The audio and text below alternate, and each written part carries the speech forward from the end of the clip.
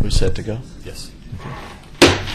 Planning Commission meeting for January 14th, 2013 is called to order. First item on our agenda is the approval of Planning Commission minutes for September 10th, 2012. Has everyone had an opportunity to review those? I move approval. Second.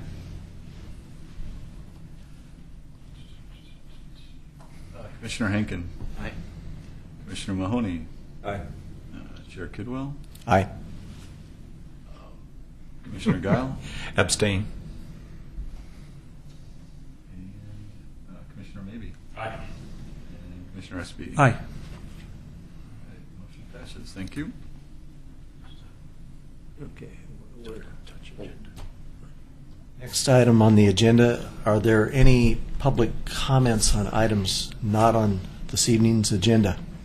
So I'll go ahead and call up Mr. and Mrs. Last. If you'd like to come on up.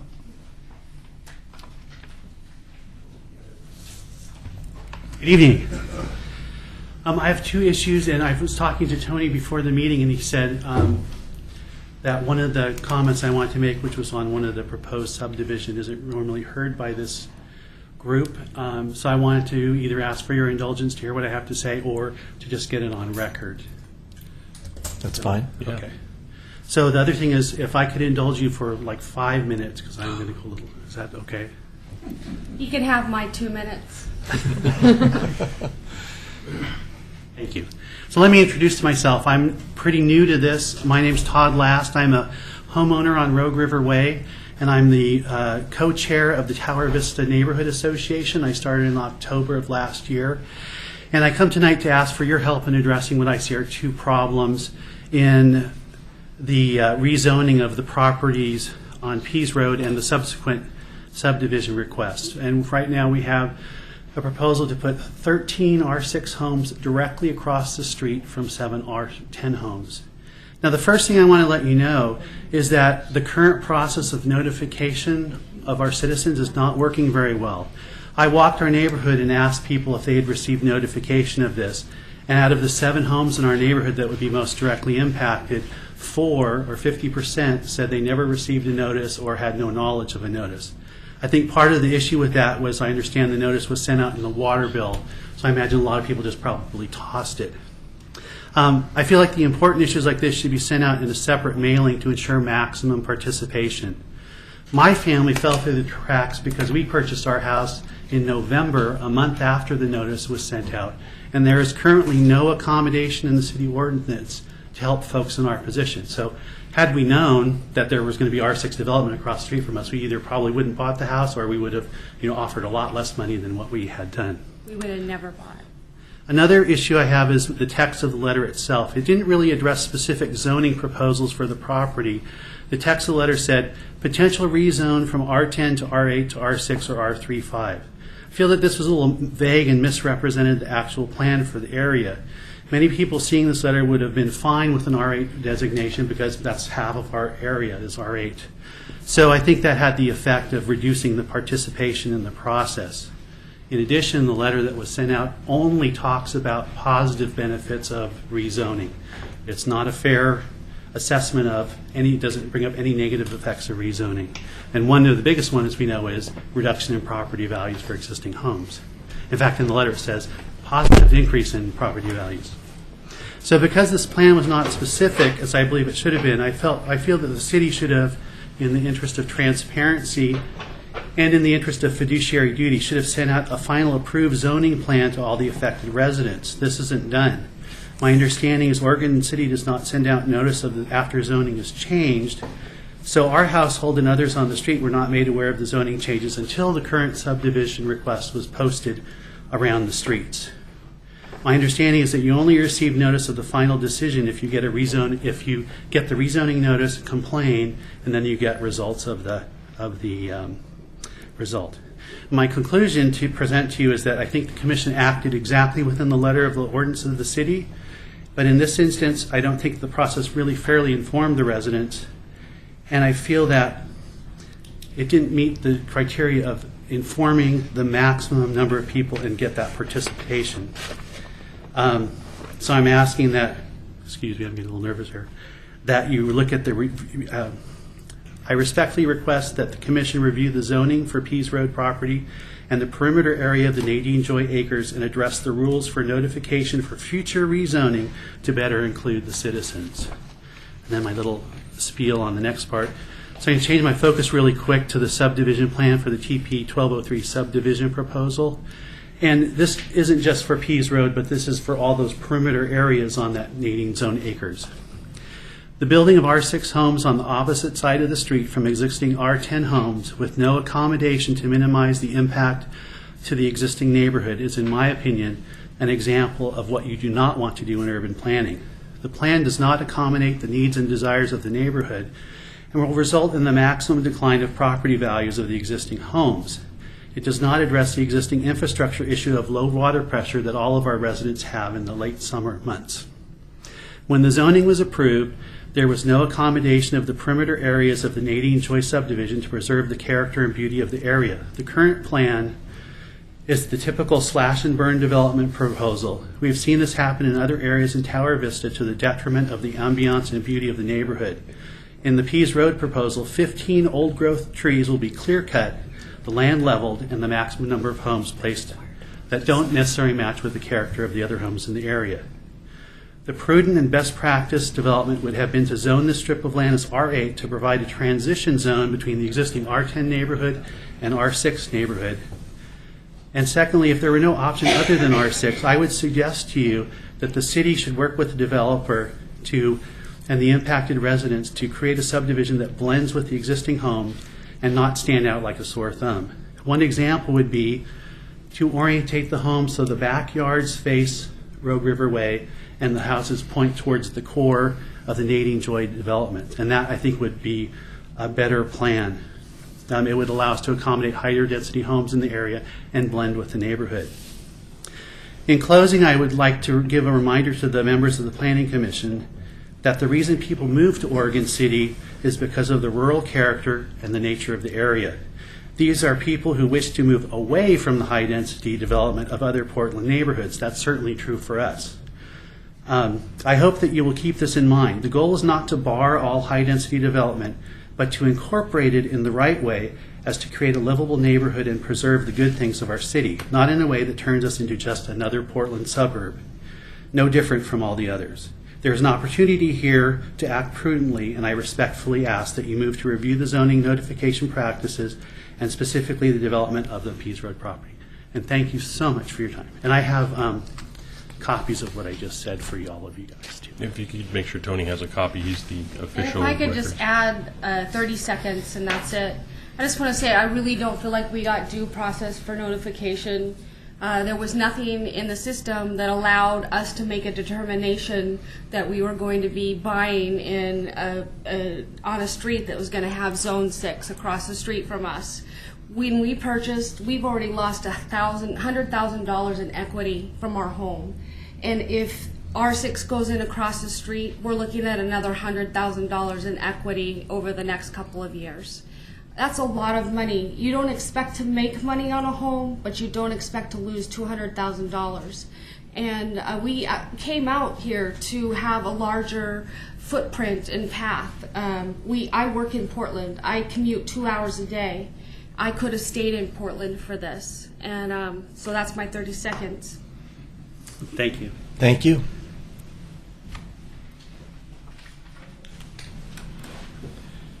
Are there any other comments not on the agenda tonight? Ms. Meter? I suspect William has something too.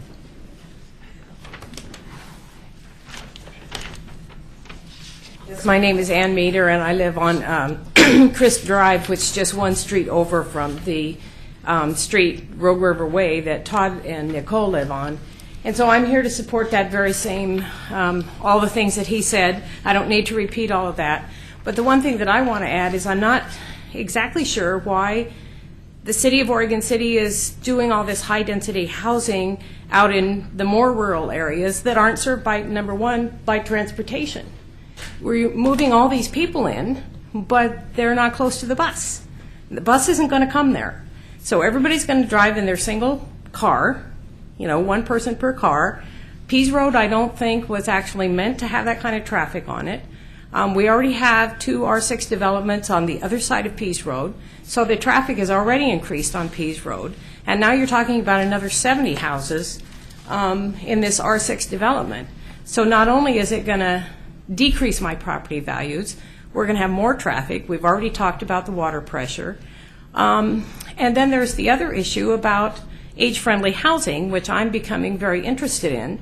In R6, all the houses are tall and skinny.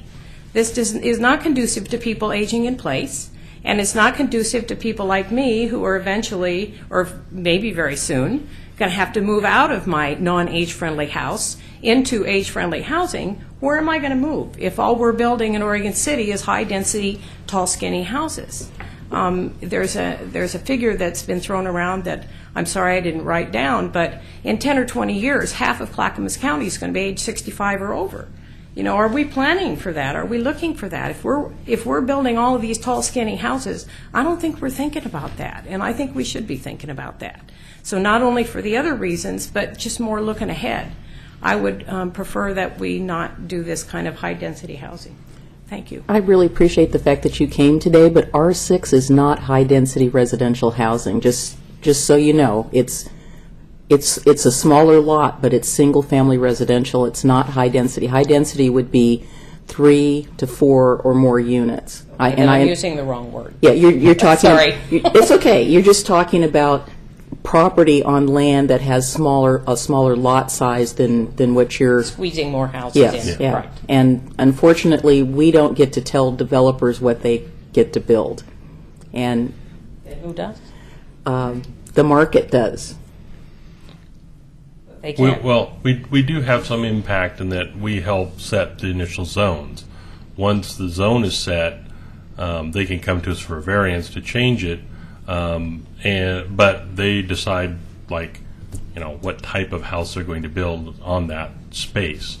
And getting to some of your orientation questions, the comment you meant, we intentionally insist that they face their houses towards the main drag, because if you drive down South End and Leland and you see the wall, that you're driving in a corridor because everybody put up backyard fences and it's just a solid wall and you don't even see anything.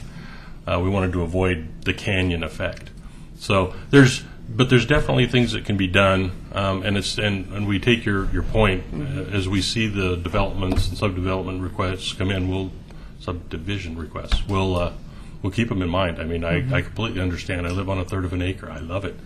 And nobody's going to build near me because I'm on a canyon. So, but I can definitely see your point that you bought a country home, even though it's not country, and now suddenly you've got city homes suddenly across the street from you. So we'll definitely keep these comments Yep. in mind. Yep. Thank you. Yeah, age in place is a big deal right now. Mr. Richardson? Yeah, my bad news. It's ranch homes or nothing. I'm Gwen Richardson. I live at 19181 Gentry Highlands Lane, and like to walk, and so almost every day we call the Ainsworth Loop our walk. And so we've watched this property for 4 years, had no idea that it was up for sale or anybody was going to do anything with it. We thought the house was abandoned, except at garbage days a little blue can would show up on the street, and wondered what happened to the orchard because we happen to enjoy fruit. And then, having heard nothing and having asked questions when I bought my house 4 years ago, was surprised by this and the reception of notes of those that appealing to you. I think Brother Last was one of those that brought that to my attention. Anyway, I would like to mention one or two things. Right across from me, 19 homes are going up. They're all being built on R10 lots. That's 1 block away from this. 3 homes are already underway there. And it just seemed a little savory to my thinking to right across from my friends across the street, looking at our 6 homes in contrast to their R10s. So I chose to be here and ask. I grew up on the East Coast, and I've seen row houses, and it kind of looks like they're hard to protect. One of them catches fire, generally multiple go up. And so I'd like to appeal that you would look and even reconsider possibly the idea of not going as wide a range from R10 to R6, at least some median there be reconsidered. And I thank you for the opportunity to speak. Mr. Gifford?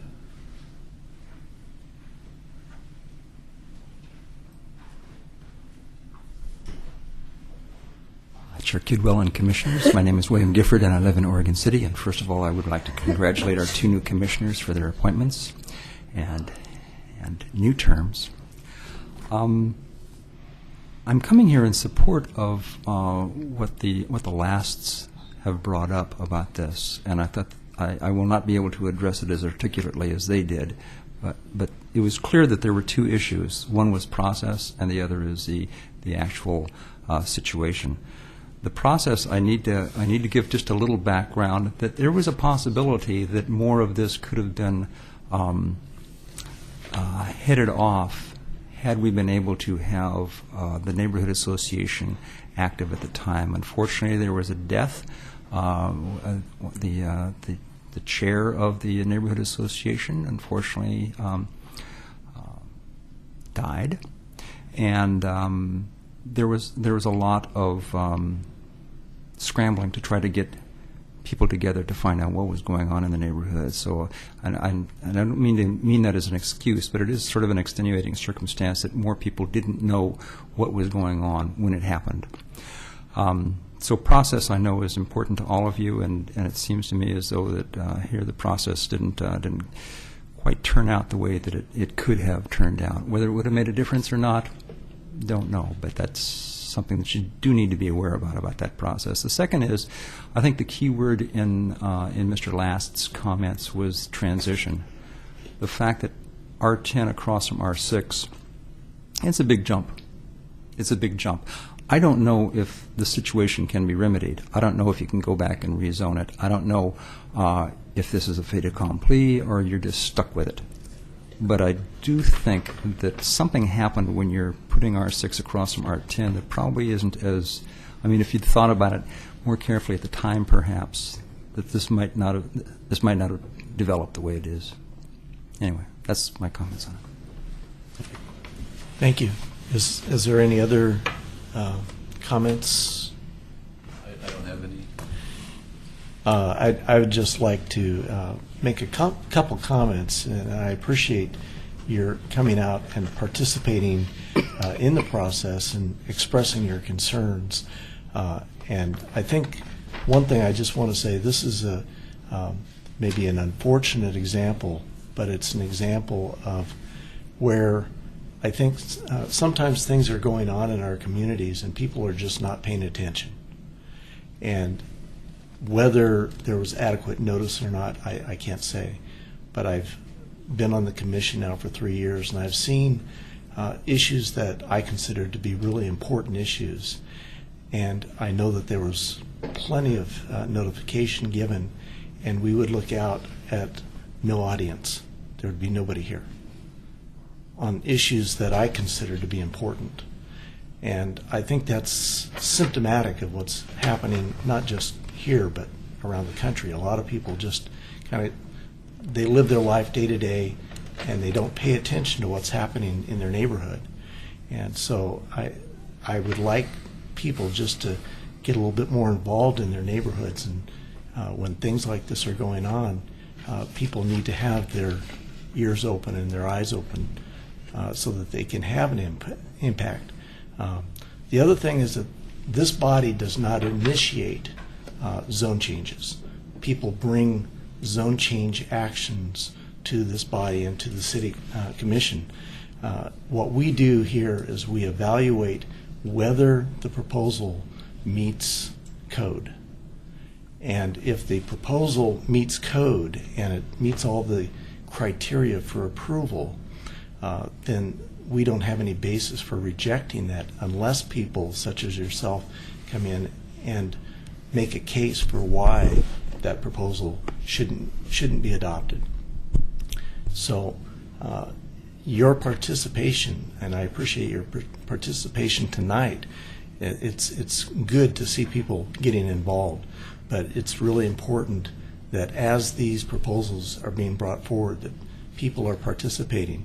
I know Mr. Gifford is very involved, and he's a watchdog for all the neighborhoods, but we need more people that are doing that and playing that role. Tony, I assume this kind of surprised you as far as knowing where the process is. My assumption is the zoning is zoning and it's done because they're already in a subdivision request. Is that something we're going to see, or is it still at your level, or is it still on the drawing board as far as you know? Or I think you're kind of hearing two requests here tonight. One is the subdivision, and the subdivision's being done as a type 2 decision, so a staff level decision. They're not asking for any variances or zone changes. And then I think the second question is, and so, that process, we did our notification, written comments were submitted, we issue our decision, and then that's potentially appealable to the city commission. So you're not really involved in the current project that's going on the north side of I just wasn't sure if there was still So still in public this comment case- time, or if it's gone past that. There is no zone change being requested. Correct. So when we did the update, and I can certainly bring back the information. This was part of the larger citywide code updates that we did, and we did some text amendments as well as some zone changes of some properties. Which we do have an active role in, correct? Correct. Yeah, and so that's when this properties in question were rezoned to the R6. The comp plan was low density residential, that stayed the same, and in low density residential you can have R6, R8, and R10. And so this was upzoned from the R10 to the R6. I can give you some of the high level if this is something you're interested in me bringing back more information on. We could certainly put together, from the noticing that was sent out, what was sent out, the decision that was made, and where we're at today. Tony, I'd be interested in the availability of public services and how we look at that. In my estimation, we have two bites at the apple on that analysis, and that's when the property's annexed and when the property gets rezoned. And you look at it when the property's annexed, you see whether or not there's available public services, fire, police, water, sewer. And then when you rezone, you look to see if the public facilities can accommodate that additional density. So I'm hoping that we have that laid out in some way in our policy-making role, so that we can take a real honest look at that and see whether or not future changes in zone or downzoning, upzoning, can accommodate that. I think there's been some discussions about working with our public works department if there is a low pressure issue out there to try and identify why that is. Whether I don't have that information with me right now. Whether if there's pressure reducing valves going in because of where they're at, located relative to the reservoir, or what the issue may be. But we do have our adopted water master plans, which implement appropriate piping size based on the development, and so those would be accounted for as development does come in. Well, street systems, public transportation may end up having a role in that too at some point, I think. Tony, one thing you did forget to mention is that whenever there's a land use application of some sort, or even an annexation, the property is also posted with a sign. I would just say that I really empathize with what people are talking about. The one thing that I find is that if you move somewhere or you're looking at a piece of property and there's a big empty field next to you, go online and look and see what's going on at that property. because I know that people who are trying to sell homes in subdivisions don't necessarily look beyond where they're selling. But they're always, things are going on. It's just a general comment, not you specifically, but just generally. It's the one thing I advise friends, before you buy something, check everything out. Ask every question, just check, and triple check and double check, because there's always stuff going on in a community, no matter where you live. And along those lines, when you mention the sign, this is for everybody out there. If you see a property and it's got a pale blue sign with white squares on it, or white fill-in-the-blank spots, take a look at it. Some of them aren't very legible because either they've been out too long, that they've faded, or they've been rained on. And if they're not legible from basically the sidewalk, then let Public Works know, and they'll go out, or planning know. Planning, not Public Works. Yeah, planning, not Public Works, planning. And they'll contact the person to have the sign reposted. It should be visible to anybody. From the public right-of-way. Yeah, from the public right-of-way. And so if you see one of those blue signs in your neighborhood, check it out. Because if one's posted and then, 6 months later you come up and say, I didn't know, and we say, did you remember seeing that little blue sign? Yeah, then you knew. I'm not saying you guys, I'm just saying generally. Because I drove past one in my neighborhood for 3 months, and suddenly townhomes, in a four townhomes were built, and I'm like, connecting walls, what? And I'm like, well, I was on the city commission at the time. I don't really have a whole lot to complain about. It was my being an idiot and not taking 30 seconds to look at that and look it up. So there are a couple of ways. I would like to go at some point in the future through the noticing process and how it's done, because that is a very important thing. Besides the sign, I do the same thing with my water bill. I do a quick boop, boop, boop, and 300 feet. So that to me is our number one way of reaching out. So I'd like to have a little review of that process. So, And I would just join on what Damon said, that I have an ongoing concern about people not apparently being aware of what's going on in the community. And I think back to the water master plan process that we had a year ago. And we had meetings that were open to the public, and I know that they were well noticed, and yet we'd have 4 people here. So it's a little bit frustrating when nobody shows up to find out what's going on, and we have a lot of that going on. And as Damon says, if you see one of those signs posted on a piece of property, forget that it's blue. Consider it to be a red flag, because it's telling you that somebody wants to do something with that property. And if you don't agree with what they're proposing to do, that's the time to talk about it, before the action takes place. After the action takes place, it's much more difficult to deal with. Did you want to jump? You have to just jump in. You need to come up to the microphone. Real briefly, Tony, on this particular site, is there any more public comment time, or is it already moved I past? believe the written comment period's closed. Yeah, it was Okay. closed, I think, a month ago. That's fine. I just wanted to make sure there was an opportunity still there that you got to it. So I wanted to say, I did actually call the city, because the blue notices for the subdivision, the day after they were put up, the storm knocked them down, and I think someone stole one, so I've done that. But when we moved in, there were no blue notices anywhere. And I actually went and checked the GIS maps fairly consistently. And the other thing is, I don't think this zoning change was posted on the maps for a long time, because at least a couple years after, it still did not say R6. So I agree with your comments. People need to pay attention. But I feel like we did everything we could, and still, we missed the boat.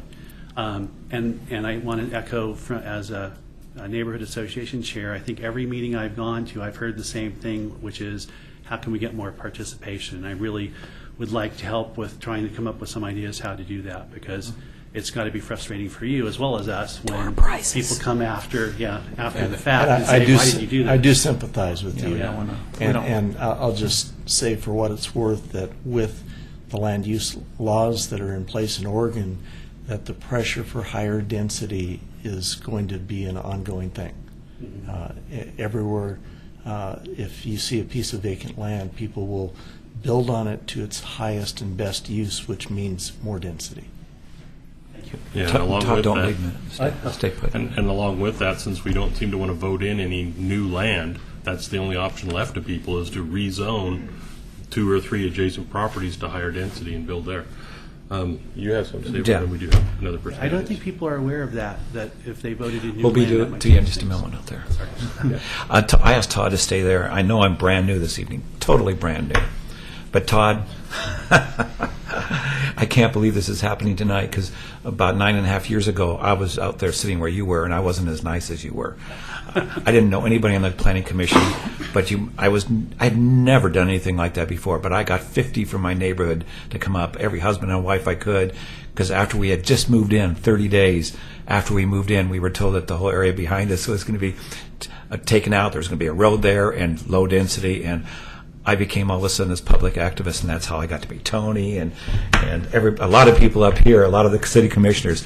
I was a real jerk because I was so mad that I'd bought property and found out what was going to be happening there. And it's ironic that I'm here today because I got involved and I wanted to learn more about the process, got involved in the neighborhood associations, then CIC where I've met you. But it's a process of learning how this all works, and the biggest thing is being an activist in your own neighborhood and getting everyone, when you hear something's happening, getting everyone together and coming to the right sources and saying, we want you to take another look at this. And the other piece, as everyone knows, I kept saying was communications.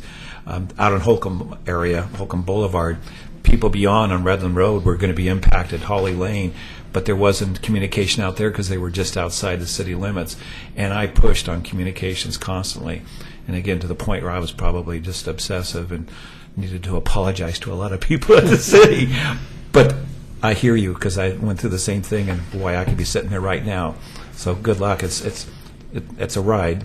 Thank you. It's been a real interesting education process for me. And again, I'd have to say that Tony and his staff has been exemplary in their help and education for me. And I can't say more good things. I may disagree with the decisions, but I can't say anything And that's what I bad learned through the about process. how great they are. They're nice people. They really are. Well, I would encourage you and all of you that are here tonight, the more involved you can be in your community, the healthier our community is going to be as a whole. And that's a good thing. So not just you, recruit some of your other neighbors who are not paying attention to get involved too. Well, and I understand Like that because you we bought walked our something neighborhood and we met some of the same issues that you find, and people, oh, I'm too busy, or, I don't like this, but I don't want to come down to the meeting. And Yeah. Yeah. Thank you. And then Thanks, Todd. you'll have to come back up to the. summary of my. Sorry, sir. We're on. Yeah, unfortunately. Everything's recorded. Well, it's fortunately, so he can be heard. True. Thank you. In summary, am I hearing too little, too late? Possibly. Thank you. There might be other opportunities, but right now, as far as That this application. group yeah. is concerned, we're not able to act. But when the application moves forward, there is an opportunity to appeal if there's something there. Yes, but I don't know if they're- I appreciate the appeal to be more active in your community because in social ways we are sometimes hanging together on issues that we need to uphold each other. We are weak, and Todd has helped that a lot. This is good. Thank you. The one thing I do want to say in closing, that land use planning is not always about being against something. It can be for something. So it's not negative. There's a lot of positives to it. So if I heard correctly, a look at the land use noticing process that went on during that update? Yes, Is I that would like so. something I'm hearing? Yeah, We actually discussed this about a year ago because of the issue on Holly Lane that I had suggested that possibly the 300-foot requirement was too small, and that if we had properties that were outside of the city limits, we needed to have some provision where we could expand that boundary to maybe 500 feet and make sure that, postings, there were more than one posting, there could be, multiple postings, just to try to make sure that, people drive by things every day and they just, again, they don't pay attention. And I remember when we initiated that signage, it helped, but then, we kind of went to a lull again. And, when I see them, I try to pull over where it's safe and get out and read it and say, okay, it's not my neighborhood, but at least I know what that is. Right. I agree with Denise, and I think the city should do whatever they can to be more aggressive and more proactive in notification on any issues that are affecting the citizens. And I go back again to the Water District master plan that we went through, and what a low level of participation that I saw in that. And we're talking about big issues that affect taxes, they affect the infrastructure of the city and things. And so it's not just one neighborhood, it's the whole city.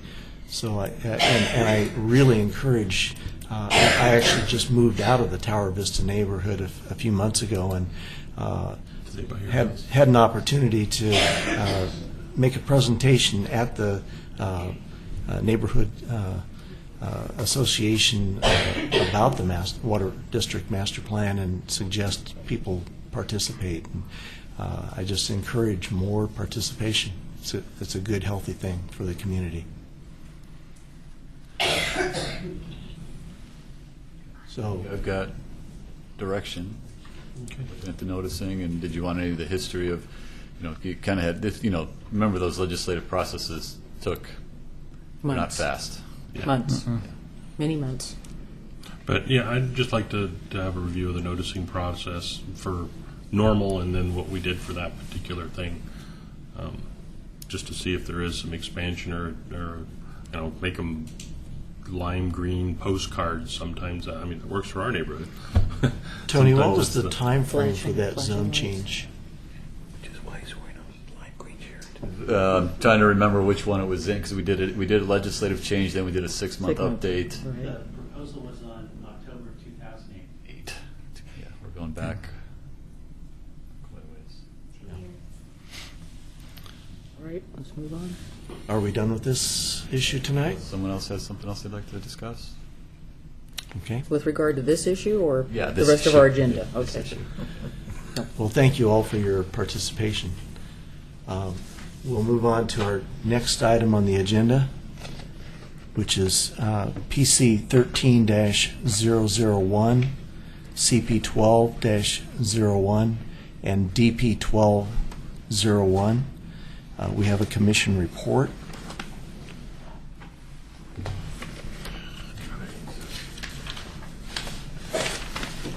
This new system. Yeah, this was, wish we could have known about this ahead of time. This was a total waste of having this meeting. We are, this is the Red Soils Master Plan. We are requesting, the applicant has requested a continuance of the hearing for 2 weeks to January 28th, 2013. They've included their request, and they've also extended the 120-day by the equivalent amount of time. We would recommend that you take public testimony from anyone in the here tonight who wishes to testify, and then continue with the record open to the January 28th, 2013 hearing date. And I Okay. do have a request to comment from Mr. Gifford. Okay, thank you. Just real quick, Tanya, this is the one that we continued from roughly a month ago, right? Correct. Yeah. Yes. And so when we move it 2 weeks, it's now going to impact the other large discussion item that we moved to not coincide with this and not. Yeah, have a control on it. and I can give you an update. The large discussion item has now become a very small discussion item, so I'll go ahead and give you an update That's on what I that as thought. well. That's fine. Okay. Do we Mr. Or, hear Mr. Gifford? Yep. Please come forward. Because the record's still open. We don't need to do the whole reedy thing. Oh, schmear. Commissioners, my name is William Gifford, and I still live in Oregon City. There are a couple of things. One is the process of continuance. As land use chair for Hillendale Association, we asked for continuance, and that we thought was to be tonight. We did not know, I did not know, that there was an additional continuance asked for by the applicant until I looked on the agenda. because I didn't know that, I had already scrambled around and gotten our neighborhood association to agree to a special steering committee meeting, which we met last night, even though, because our regularly scheduled neighborhood meeting is tomorrow night, which would have been, the timing was just... So we scrambled around and had a steering committee meeting last night, and if I would have known that earlier, I probably would not have gone to the trouble of arranging that meeting. And so I don't know if there's any process to let people know, that the thing had been postponed before the Agenda. You understand what I'm saying? Is the agenda came out, and that was the only notification that we had that there was an additional postponement 2 weeks. Tony, when was the agenda posted? It was sent out a week ago. A week ago. Okay. Yeah, by that time I'd already, arranged things, and it was a nice meeting. We met at a restaurant, the new Ixtapa restaurant. I'd like to put a plug in at the new Safeway complex up there. It's a nice restaurant. Anyway, so we had a nice meeting, and actually it works out well because now we have an additional 2 weeks, and we'll have our neighborhood meeting tomorrow night, so we'll be able to bring more neighbors in to the issues. But I will make 3 points that we discussed last night. Point number one is it's pretty simple. One of the core issues to this whole plan was going to be just the fencing. And after talking with the other neighborhoods and our neighborhood chair is an ex-cop, we have a city ordinance regarding fencing. No chain link, 6 feet high. And we were not given any compelling arguments that we felt to cause a variance in that code. The applicant mentioned Homeland Security, but we haven't seen any written documentation as to what those guidelines are. There was testimony from a sheriff's office about other law agencies. We didn't see any documentation. There was no specificity about what are the guidelines? If there's some national security threat to our city that trumps our city code, well, yeah, okay, I'd like to see it in writing, and we would certainly bow to that. But absent of that, I would certainly say we ought to just follow our code. The fact that there are other fences elsewhere in the complex that are obviously going to be grandfathered in. Okay, so they're grandfathered in. Pre-existing non-conforming. Pre-existing non-conforming. I'm learning. Would it be better if I said grandmothered in? No. Okay. No. Anyway, so we understand there's already fences that are going to stay there. But I think any new fencing, and this certainly the pictures that they showed, I thought were Interesting. the perspectives. I don't know. The whole thing seemed very peculiar to me. That it doesn't look like a 12-foot fence, and what they ought to show is someone standing right next to that, because there is a lot of traffic that goes through pedestrian traffic that goes from Hillendale Park That's what I thought. down that little path through that gate and out to Warner Milne where they can catch the bus. It's our neighborhood, for pity's sakes, And if they're going to show some pictures, show a neighbor walking next to a 12-foot fence. I don't care what it's made of. And we never got any responses, and maybe they'll bring that back in 2 weeks, about the possibility of using vegetation to both conceal and to protect that property. I mean, there's bad bushes out there that people aren't going to be wanting to go through, and that's point one, is stick with the code. We do not approve the variance. Number two is, and I was noticing in their Red Soils master plan here on page 30, regarding the subject of utilities, it says public water, sanitary, sewer, stormwater conveyance systems are presently available to the site along with franchise utilities. Franchise utilities, including power, phone, cable, natural gas, and county telecommunications. And I realize that this is a reworking of their master plan, because on the next page it says, in 2010, Clackamas County acquired Silver Oaks, leading to this master plan update. So the master plan has been updated, and I'll get to that in a second as well.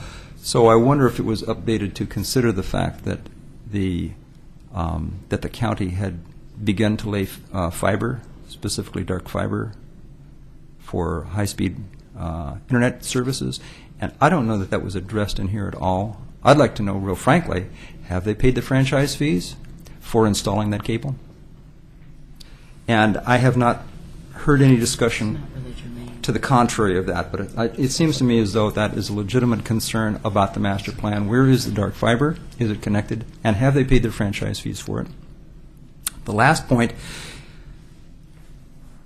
I guess it was last year or so, the county's library district asked to be able to purchase a piece of that campus. And we were flat out told no by the county. And when I inquired as to why, they said, well, we don't have a master plan yet.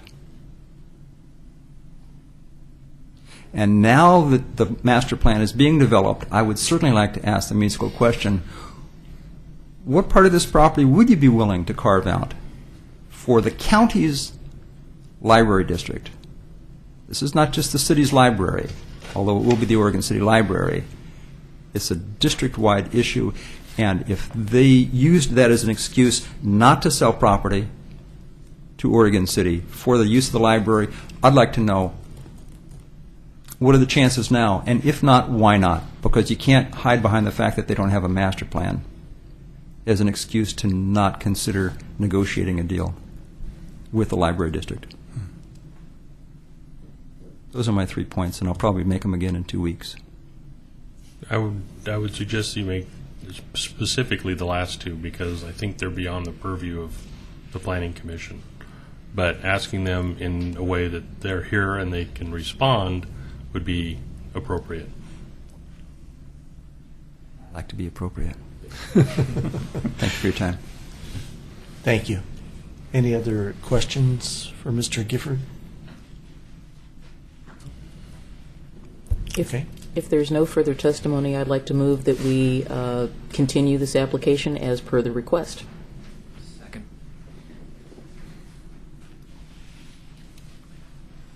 Commissioner Mabey. Aye. Commissioner Henkin. Aye. Commissioner Mahoney. Aye. Commissioner Guile. Aye. Commissioner McGriff. Aye. Commissioner Espy. Aye.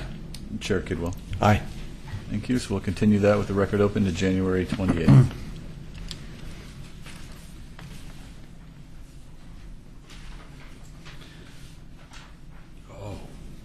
Before we get to the next agenda item, I'm wondering, I think, and maybe I sent this email to Laura, but anyway, the thing we forgot to do is that since we have a couple people with new terms, we need to elect officers for 2013. That is on my list for communications, that we will bring that back on the 28th to make those elections, if that's acceptable to the commission. Yeah.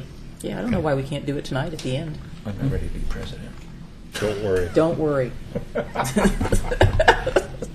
We'll leave you out. So we'll go ahead and into the commissioner training that we've prepared for tonight, and I'll turn it over to Jennifer. Thanks, Tony. I'm Jennifer Brager from the City Attorney's Office, and there's a couple of us over there who regularly assist the Planning Commission and City Commission and city staff on various matters that come up, and I'm happy to be here tonight and train our new commissioners, remind some of the other commissioners what their role is, and how to make sure they stay within the boundaries of land use decision making. Tony, does this presentation come up on the screen? Are you going to do this for the Historic Review Board?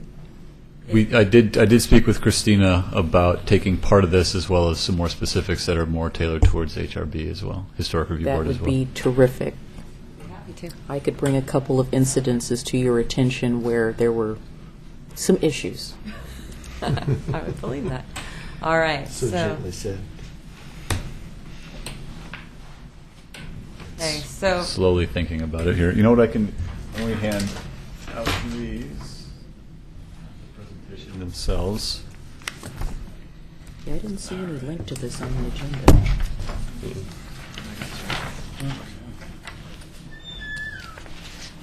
So that's part of my dinner at home. At least you had a dinner.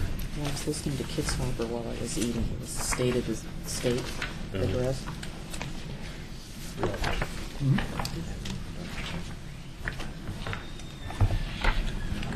Just does that until it kicks on.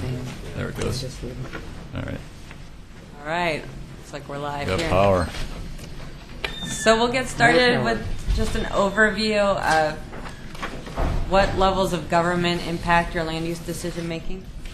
You have the federal United States Constitution and the statutes and codes that have been adopted under the United States Code that actuate those goals. You have the state level, which is the Oregon Constitution, and the set of state statutes, the Oregon Revised Statutes, or ORSs.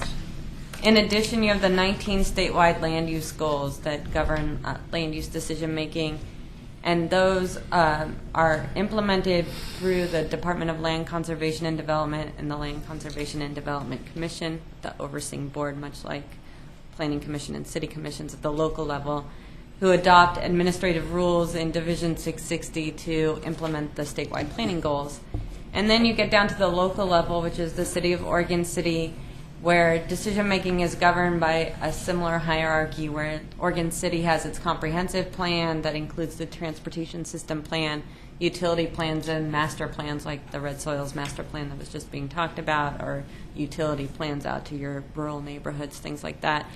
And then from there, we boil down to, again, specifics in the city code. So that's your primary. And so not to be a emphasis. smarty pants, there are special districts, county government, urban renewal commissions like whom I work for, which is special, and what else? There's some other legislative organizations out there. So I guess special districts and everything else in between that also might affect us in some way. Metro, we have Metro in the region.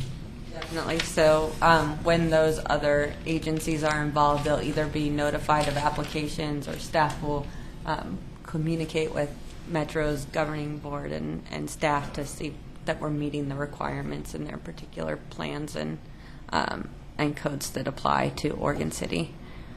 So you have a set of types of decisions that the code distinguishes. You have type 1 administrative decisions, so there's no discretionary decision making, no notice and hearing or appeal rights are not included. And these are for very straightforward applications where the criteria are clear and objective and can be applied to a really set group of applications. Then you'll go into the more contentious issues that are subject to type 2, 3, and 4 decision making. In the quasi-judicial realm, you have the type 2 limited discretion in decision making, and notice to the neighbors is provided, written comment, the director makes the decision, and there are appeal rights to the city commission. So that was what was described about the subdivision approval that's coming forward. Then you have a type 3 discretionary review to determine compliance with criteria. There's notice to the public hearing by the Planning Commission or the Historic Review Board, and there are appeal rights to the City Commission. And again, like Denise was saying, there's other committees even within the city that will have a recommendation maybe to the Planning Commission. They don't sit in your place, except for the Historic Review Board deals with their own stuff. But otherwise, like there's a tree committee that I did this presentation for, and they'll make a recommendation about whether a tree should be designated historic or about Natural tree removal resources. stores. Yeah. Thank you, Natural Resources Committee. So, so those do come up before the City Commission, Planning Commission, and then can be appealed to the City Commission. And then you have legislative decisions that are type 4 decisions. These are typically plan amendments and zone changes. They do include notice, a public hearing by the Planning Commission, and recommendation and final decision by the City Commission. So they're automatically going to go to the City Commission regardless of what you decide and regardless of whether a participant decides to appeal. Okay, so before you change the slide, Sure. in, I guess, English. Use So- English. A type 1 would be somebody wants to build an addition to their house. They're not coming anywhere near the fence. They just want to put a sunroom in and make it part of their house. That would be a type 1. It wouldn't even be go through the building permit process. A type 1 would be like a lot line adjustment. Okay.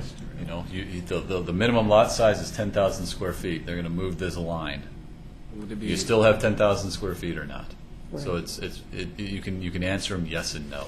Okay. I mean, they're very so discretion. so if somebody wanted to partition their partition is a type 2. Two. okay. Because that's actually creating property. It's subdividing a property, so that goes through a type 2 decision. So type 2 would be partition, subdivision, site plan and design review, a water resource review. So those type of decisions are what are traditionally type 2, because you're able to create, especially on the residential side, clear and objective standards. Right. Your street width needs to be X. We have an adopted right-of-way width for a local street of 53 feet. Either you meet it or you don't. You can't make a dead end because the fire trucks can't turn around. If it's more than 250 feet. Yeah. So I mean, we have clear and objective standards in there that allow us as staff to go through and say, yes, they're putting in the water. Yes, they're putting in the storm. Yes, they're treating their stormwater. Their lots meet the minimum lot size. You meet the minimum density requirement of the zone. I mean, those are very straightforward, either mathematical formulas or yes or no's. Would type 1 typically be over the counter? No, we still run them through a process because the lot line we still go through. It's, you're looking at title still. You're looking at other property issues, easements that may exist. So we still run that through, but you're not in the typical land use process that we see with most of the other development. So type 3 differs from type 2. Type 3, you have a little bit more discretion, so you're looking at a conditional use. So there's, you can't, will this have an adverse impact on the neighborhood? Well, there's a lot of discretion in there, so it comes to a hearing body like this. Comp plan amendment, well, those are type 4s. So you have a conditional use, some variances would come to you. I'm running a dog kennel and I want 8-foot high chain link fences with floodlights. Okay, guess where you're going? Type 3. Right. So, okay. Yes. Right, thanks. I just, Master. somebody listening, is... And probably Ma- in your neighborhood, we wouldn't let you do it anyway. Yeah, what you'll mostly see as type 3s are conditional uses, master plans, and variances. Right. Mainly, the more discretion a decision maker has, the higher the level of review. And so you don't want to have your planning director making decisions that people who are appointed or elected as a body should be making and should be reviewing and considering and all that comment that you received about public comment. So you want to have an opportunity for people to have due process and to be heard. I think we should all get those T-shirts that say, we need to have a certain level of specificity, because that's Ed's favorite word. Depends. That's a different person's favorite word. Well, that's a fun word to say. You have to say it more than once. Yes. Project management, the answer is, it depends. On what? Yeah, everybody always laughs. So there's two kinds of decision making. There's quasi-judicial and there's legislative. So let's just run through the quasi-judicial. This is adjudicative. So you're applying facts to you're applying the criteria to the facts that are presented to you by the applicant. They're subject to the opportunity from the public to present and rebut evidence, so the applicant gets the opportunity and the public or others can come in and rebut the evidence. You're sitting as the impartial tribunal. The participants have a raise it or waive it standard, and I'll be getting into all of this in more detail in the coming slides. The commission review of appeals is on the record. There are adequate findings and conclusions based on the facts that are submitted and the evidence submitted, and the decision must be made 120 days after the application is complete, and this includes all the hearings before this body and the city commission. So the city has to come to a final decision with no more local appeals available within that 120 days. Otherwise, like Tony was saying in the Red Soils application, the applicant may waive the time limit. So they can do it for a specific amount of time or they can do it open-ended. It's up to the applicant typically. Then you have legislative decision making, which is more along the lines of the conversation you were having about notice just a little while ago. You hear from the public and they have some concerns and you want to respond. And the way you respond is by amending the code or recommending amendments to the code to the city commission. So this is making policy. There are no legal formalities in terms of hearing disclosures.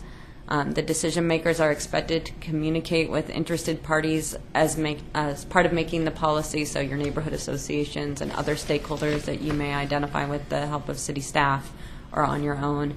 And then the commission review of recommended amendments is on the record, and there is no decision-making timeline. So you can take your time to consider all sides of an issue and move forward in a systematic way, hopefully, so we don't have problems on the back end at the city attorney's office trying to make sense of what they were thinking.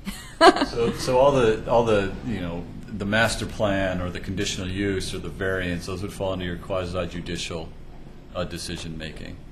The larger comp plan amendment that we did in the citywide zoning or any text amendments that we do are under the legislative side. And when Jennifer gets to going through ex parte, conflict of interest, and bias, we'll kind of revisit these two hearing types because different standards apply for each of these. And so just so we can clarify once again what those are when we get to that slide. And there is the possibility of quasi-judicial sliding into legislative if we keep making the same recommendations or if we keep making the same decisions on like a variance. Yes, it's okay to have an 8-foot fence. Yes, it's okay to have an 8-foot fence. Yes, at some point an applicant can come forward and say, your policy has changed. You're approving 8-foot fences. Why aren't you approving mine?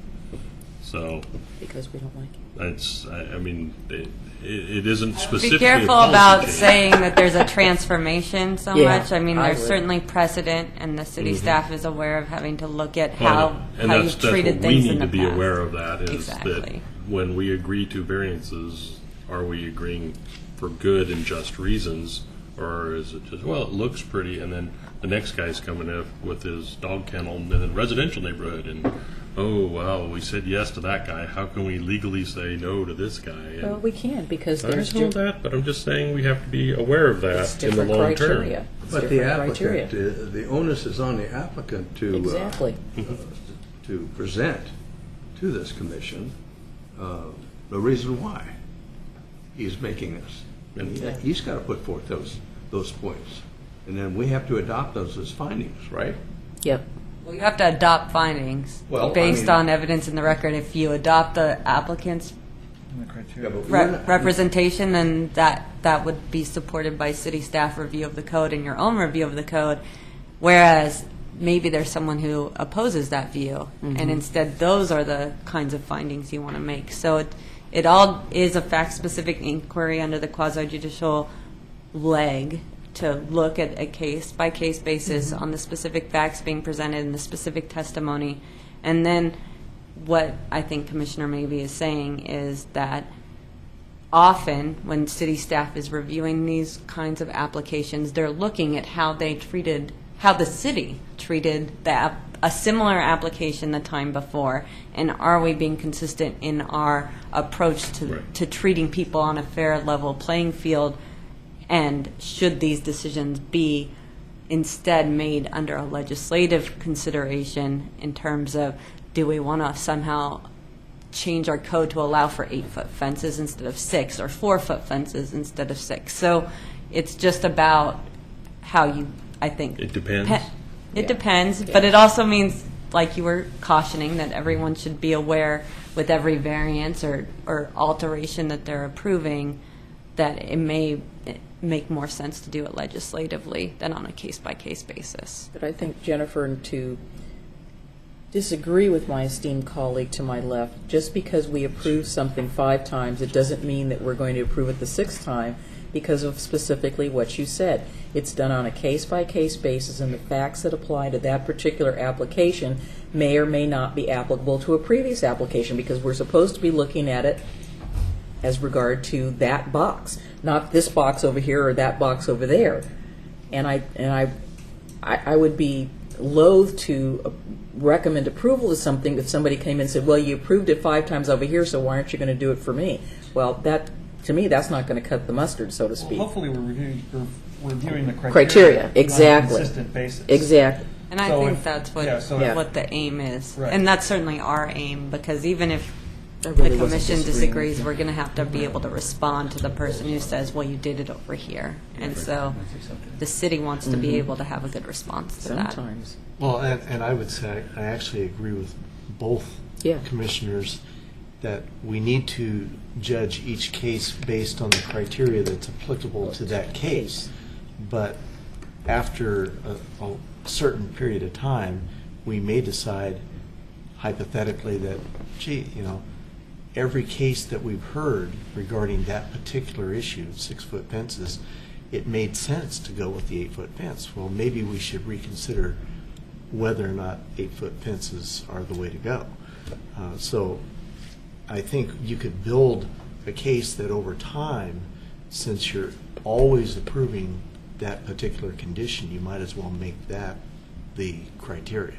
I think another thing it points out, especially when we hadn't updated our code in a long time, it points out maybe some changes that the market is driving or Right. the community is driving, and it points out flaws in your code that you may want to reconsider and have a discussion about.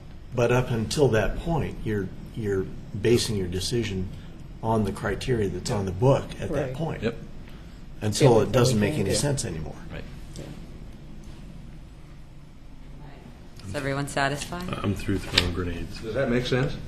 Depends, right? That's right. It does.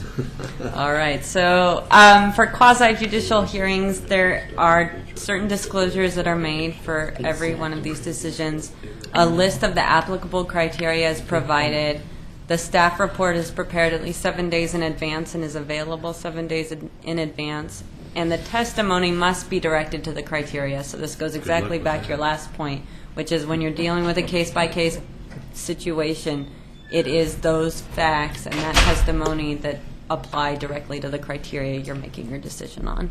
If I had a penny for every hearing that I've ever attended throughout my career where somebody directed their comments to the criteria, You'd be poor. I am poor. That's what I'm saying. And I think that's, your job as commissioners is to hear the public, but it's also to recognize as decision makers that the key is the criteria. So even if you hear testimony on maybe like a transportation criteria that has to have a certain level of service. And someone over here is complaining about greenhouse gas emissions. Well, yeah, there's sort of an attenuated tie to how long you're delayed in traffic to how much emissions there are, but that's not what the criteria is aimed at. The criteria is saying, do you meet this mathematical formula to get to your level of service? And if you do, then you can check that. Like Mr. that Gifford's comment about criteria whether or off. not somebody paid a franchise fee. Yeah, It's which is not relevant applicable. to us, whether or not there's I don't- service and it's in a. Let's not talk I'll about a just Yeah, we specific can't say talk case. about that that case is still open. That isn't. An example would be somebody coming in for an application Property and values. saying that if X happens, my property values are going to be lowered. Well, that's very subjective, and unless we have some sort of a competent appraiser coming in and telling us that, yes, based on this standard, the property values are lowered, it's neither here nor there. It's not a criteria that we can put our arms around and use to make a decision, because there's no basis in fact. And I think a good example of this was when Walmart came in multiple years ago. I mean, 98% of that testimony was, they don't have they're against unions, they don't pay a living wage job, they undermine local businesses. It's a compelling testimony, but if you actually look at your criteria, it doesn't fit. And I think that's part of the education process with neighborhood associations and CIC of just walking them through. Here are kind of the sideboards on where we get to play this game, and try and focus them back towards useful testimony and useful. It's very difficult when it's Yep. emotional. It is. This explains why I was never listened to all those years. What? This No, I'm explains just- why I was never listened to. I got it, Tony. It's not that people aren't listened to. It's just we have to put it through the filter. I think this is so key right here to There's a everybody who filter. gives testimony. It's got to be about the criteria. And when you're out there, you don't always listen to that. You're emotional. Well, the thing I think the general public does not comprehend, and unless you're on the other side of the table where you're involved in either the planning or design aspect of things, you don't understand that I can build a building that meets all of the code criteria, and I don't have to ask for permission to do that. If my proposed building is within the allowable setbacks, it's the an approved use for that property, and it's within the height, volume, whatever. If I meet the criteria, I don't have to get the public's permission to build that building, even if everybody hates it. On Unless- the other hand, Are you going through site plan and design review? no, I've been through this. And on the other hand, you could propose a building that everybody loves, but it doesn't meet the criteria, then you have to go get permission to do that. And I've been in that exact situation where we proposed a building that met all of the criteria. We didn't have to ask for permission, but the first neighborhood committee that looked at it, neighborhood association, said, we don't want that building in our neighborhood. And it was a unique case where the developer said, maybe I'll change my design so that they like my proposal better. They didn't have to do that. They chose to do that. And the irony is they ended up taking a path that required a long process of approval that they didn't have to go through. But the general public doesn't understand that. I can build a Walmart across the street from your house if it meets all the criteria, and you don't have to like it. I would watch at what extreme you're going to in your examples, just because Exactly. I don't think that is quite what you were describing in your real life experience. So, Walmart is going to be subject to probably a whole lot more criteria and questions about whether it fits in a particular spot, and that would be discussed during that application process. But And I think from the staff level, I think that's why it's so important when we do these legislative text amendments. Those are the tools that we get to use to implement the vision for the community, and that's why they are important to make sure that we walk through them and understand what we're asking. And are we asking enough? Is this really what we want? Because once someone's in and it's in front of you, we don't get to go, oh, wait a minute, I wish I would have done this or adopted that, and we would have gotten this. So I think that's why those legislative amendments and revisiting the comp plan more frequently than we historically have are important steps. Can I ask a question based on my previous experience of being out there in the public? So people from all walks of life can give every kind of testimony they want. You don't say, sorry, that doesn't come to the criteria. You just kind of listen to them and move on, or do you try to guide each of them? I don't remember this happening in any of the instances of our situations where you say, well, sorry, what criteria are you addressing while they're talking or after they've spoken, or you just let them pass and feel like they said their piece, but you never tell them that it doesn't fit a criteria. You follow what I'm asking? No, we usually do. I mean, we will point out, if the commission's going in a direction, we try and say, okay, what criteria are we trying to address here? We ask that of ours, but of somebody presenting testimony, because there's a lot. No, I mean, it's not our role. I mean, we're up here to listen to what the testimony is and apply the facts as we hear them. We don't direct folks. What I'm going with that, Tony, is do you say, I appreciate what you're saying, but that doesn't apply to the criteria, or do you just let it pass? During your deliberations, you can bring that up and say, these are the criteria that we're looking at. We've heard a lot of testimony tonight that may not be germane, such as. And it depends. Sometimes we'll write findings of fact that, when someone submitted something, we'll specifically say, this doesn't address an approval criteria. Whether it be, we've done that quite a bit with home prices. I think you all are sitting up here and getting a sense of what the public is, Right. the tempo of things, and just like you did with the people who spoke during public comment, there's some room. But when you're in a contentious issue, Right. and you're going to be here all night anyway, it can be more helpful to let it kind of keep going, because people do come to public hearings because they don't understand and they have a lot of emotions. And we have Goal 1 in Oregon, so we're encouraging public involvement and public testimony, and so you ought to be able to vent all of your concerns. There is a lot of venting.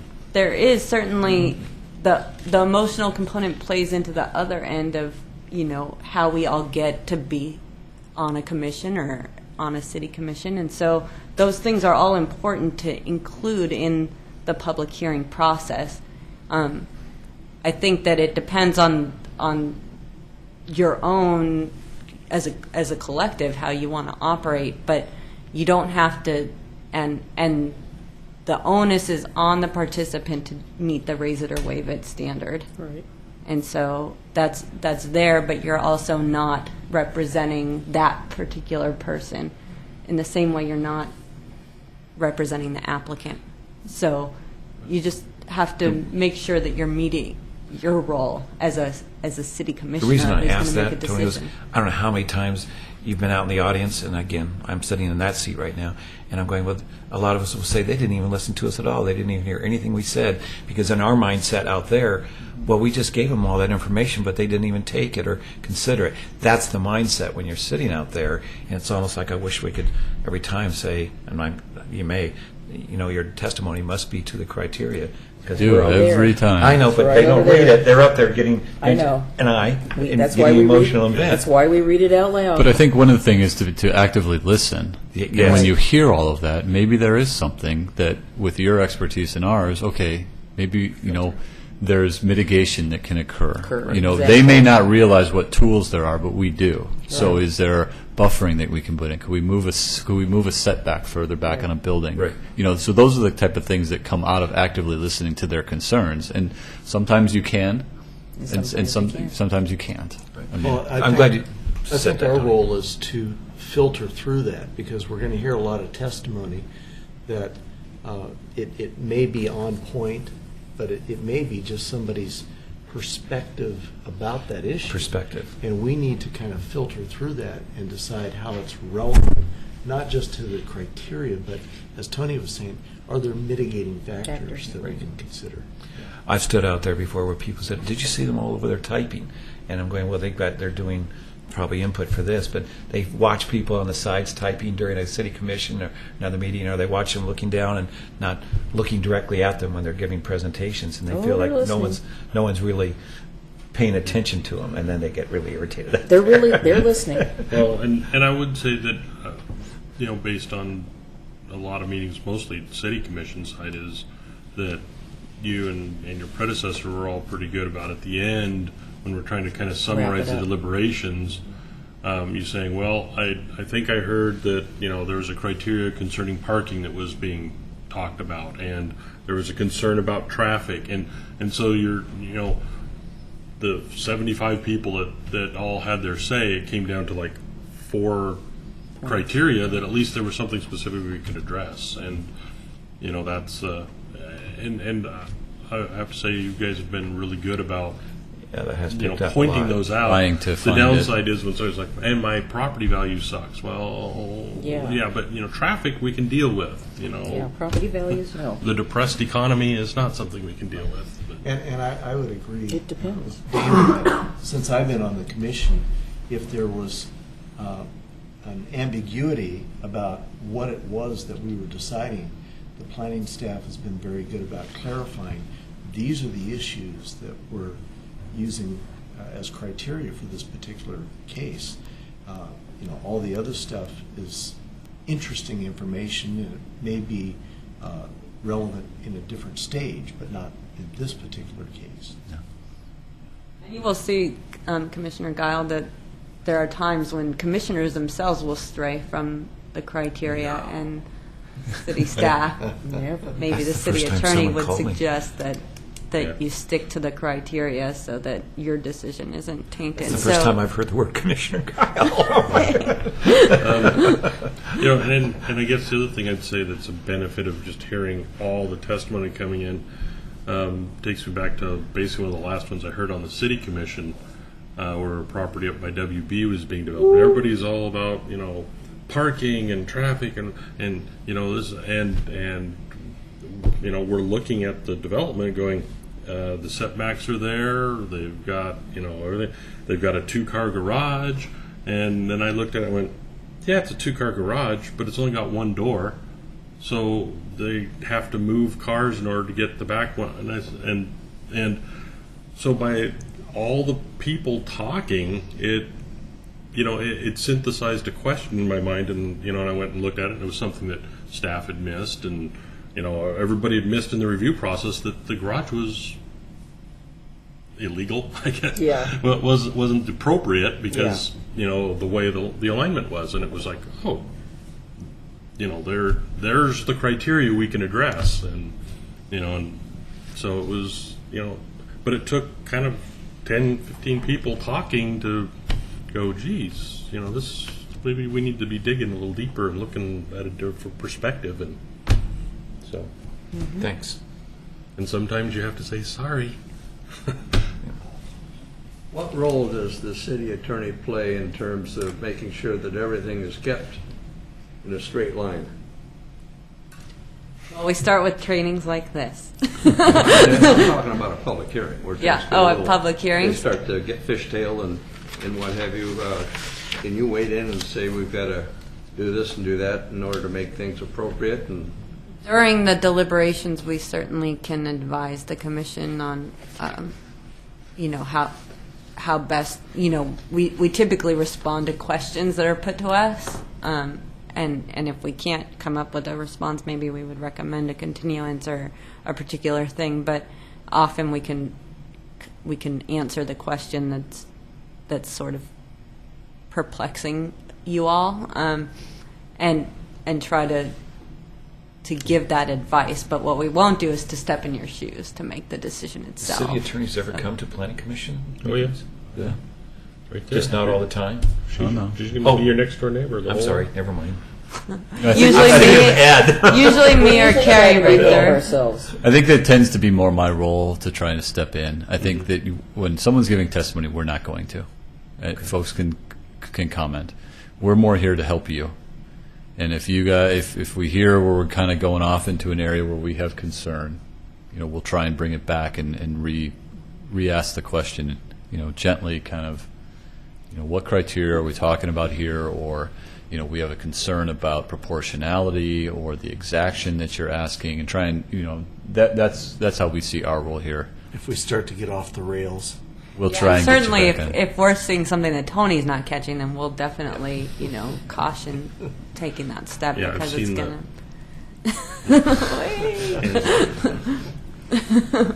No, we'll put that on the record too.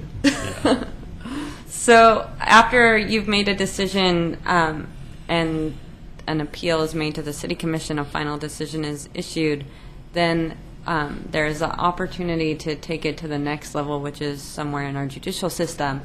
And in land use matters, that raise it or waive it standard comes up again, and failure to raise an issue precludes raising it before LUBA. That's really important for members of the public, and LUBA looks at this issue differently depending on circumstances again. So sometimes they're in a broad mind where they'll look at testimony and say, wait, that person might not have said the exact right, magic words, but they were certainly talking about X criteria or Y criteria. So it is important to be active listeners. Failure to raise a constitutional issue precludes an action for damages in circuit court, and you have a right to an impartial tribunal. So that's key. And I've got one question. yes. On appeals, it's only on the record, right? This commission here makes a decision. It's appealed either to the City Commission or to LUBA. But Yeah, go ahead. that appeal has to be based strictly on the record. Am I correct there? Yeah, there's some extenuating circumstances or things that might come up after an appeal, maybe on these sort of conflicts of interest questions or something that you might ask LUBA or circuit court to take special notice of, and then there'll be a motion, there'll be responses, and people will, fight about that, and LUBA or the circuit court would make a decision. But I would say those are rare in land use cases unless there's super extenuating circumstances. But everything else, when it's an appeal based on the criteria, then you're your only basis is what's in the record I before guess, the decision I making. guess that is one part of clarity that you did see last time we brought this legislative file was that, it appeared that our appeal process was on the record, and that we were changing that to a de novo hearing, an appeal of the staff decision of the city, or the planning commission could be de novo, which means a new hearing. And my understanding was new evidence could be brought to the city commission. But That was my next question. But that LUBA is on the record. Record. Okay, so new information can be introduced before the city commission? If the city commission is willing to open the record to do it, but they can say no, Okay. and then it's just strictly an appeal. And it pretty much, I remember it had to be real compelling stuff, like, you forgot about the huge sinkhole in the middle of the street kind of stuff. So, or something new has come up. Like I think we got a lot of hits when the LiDAR mapping came in. That was new information in general, and so some people tried. We hadn't quite adopted it. What Yeah. form does that evidence take? Is it in the form of minutes or a motion or maps or exhibits? Yes. Yes, all of that. It depends on what is usually it's testimony with some sort of display is the typical thing that I remember seeing. We have it's the complete land use record. Yeah. It's from submittal, noticing. If something's appealed, we put all of that together as the formal record of the land use decision. But as a quasi-judicial board, we have to make a motion to adopt those findings so that they represent our findings? Adopt a map or? The staff report comes to you with a recommended staff report, which makes findings based on their review, consideration of things to date, whether it's approval or denial, whether it's the applicant's findings or someone else's comments or their own analysis of the code criteria. And then you review what staff has prepared, and you say, well, we kind of agree here, or tell us more about this, or let's change this word on this condition because we think this is going to satisfy some of these comments we've heard and it still meets the criteria. And then those final findings and conditions of approval that you, the commissioners, have decided becomes the final decision. So it's not, often the applicant will draft findings and that helps city staff, but they're never set in stone until you make your decision. And so, usually if we bring something that's going smooth, usually the commission may change a condition or just adopt the conditions as recommended by staff, and that becomes your findings. Our staff report has all the findings of all the criteria. On others, we use a little bit of discretion here. If we know it's something that's going to be controversial or there's a high likelihood of appeal, sometimes we'll come back with written up findings of fact. So we do, we kind of play it a little bit based on what we're hearing, what we're seeing, how much was changed. Do we need to make additional findings to back up this new condition, or is it we change some words around and no big deal, So you'll see both, but usually we bring the staff report with the conditions. I move that we adopt so and so with the findings recommended by staff and the conditions of approval. And we approve it and we send it on. But if there's something like a large application comes in that's very contentious on both sides, we'll come back and maybe write, if things change, we'll write explicit findings supporting those changes, adopt those findings of fact with the conditions, and then that's added to the record for the next level if it is appealed. And you can see that during the public review process on a particular application that you all end up with questions that are unanswered by the applicant. You say, okay, we're going to give you 2 more weeks. And they say, oh, we'll take a month and get back to you on that. And then you'll get a revised set of findings and conditions, if applicable, to address this new information. So it's an evolving process. And it isn't, again, set until you make your vote and make that decision. But it's not like you're usually not seeing things for the first time because they're in your packets and because there's an ongoing conversation when it's a big item.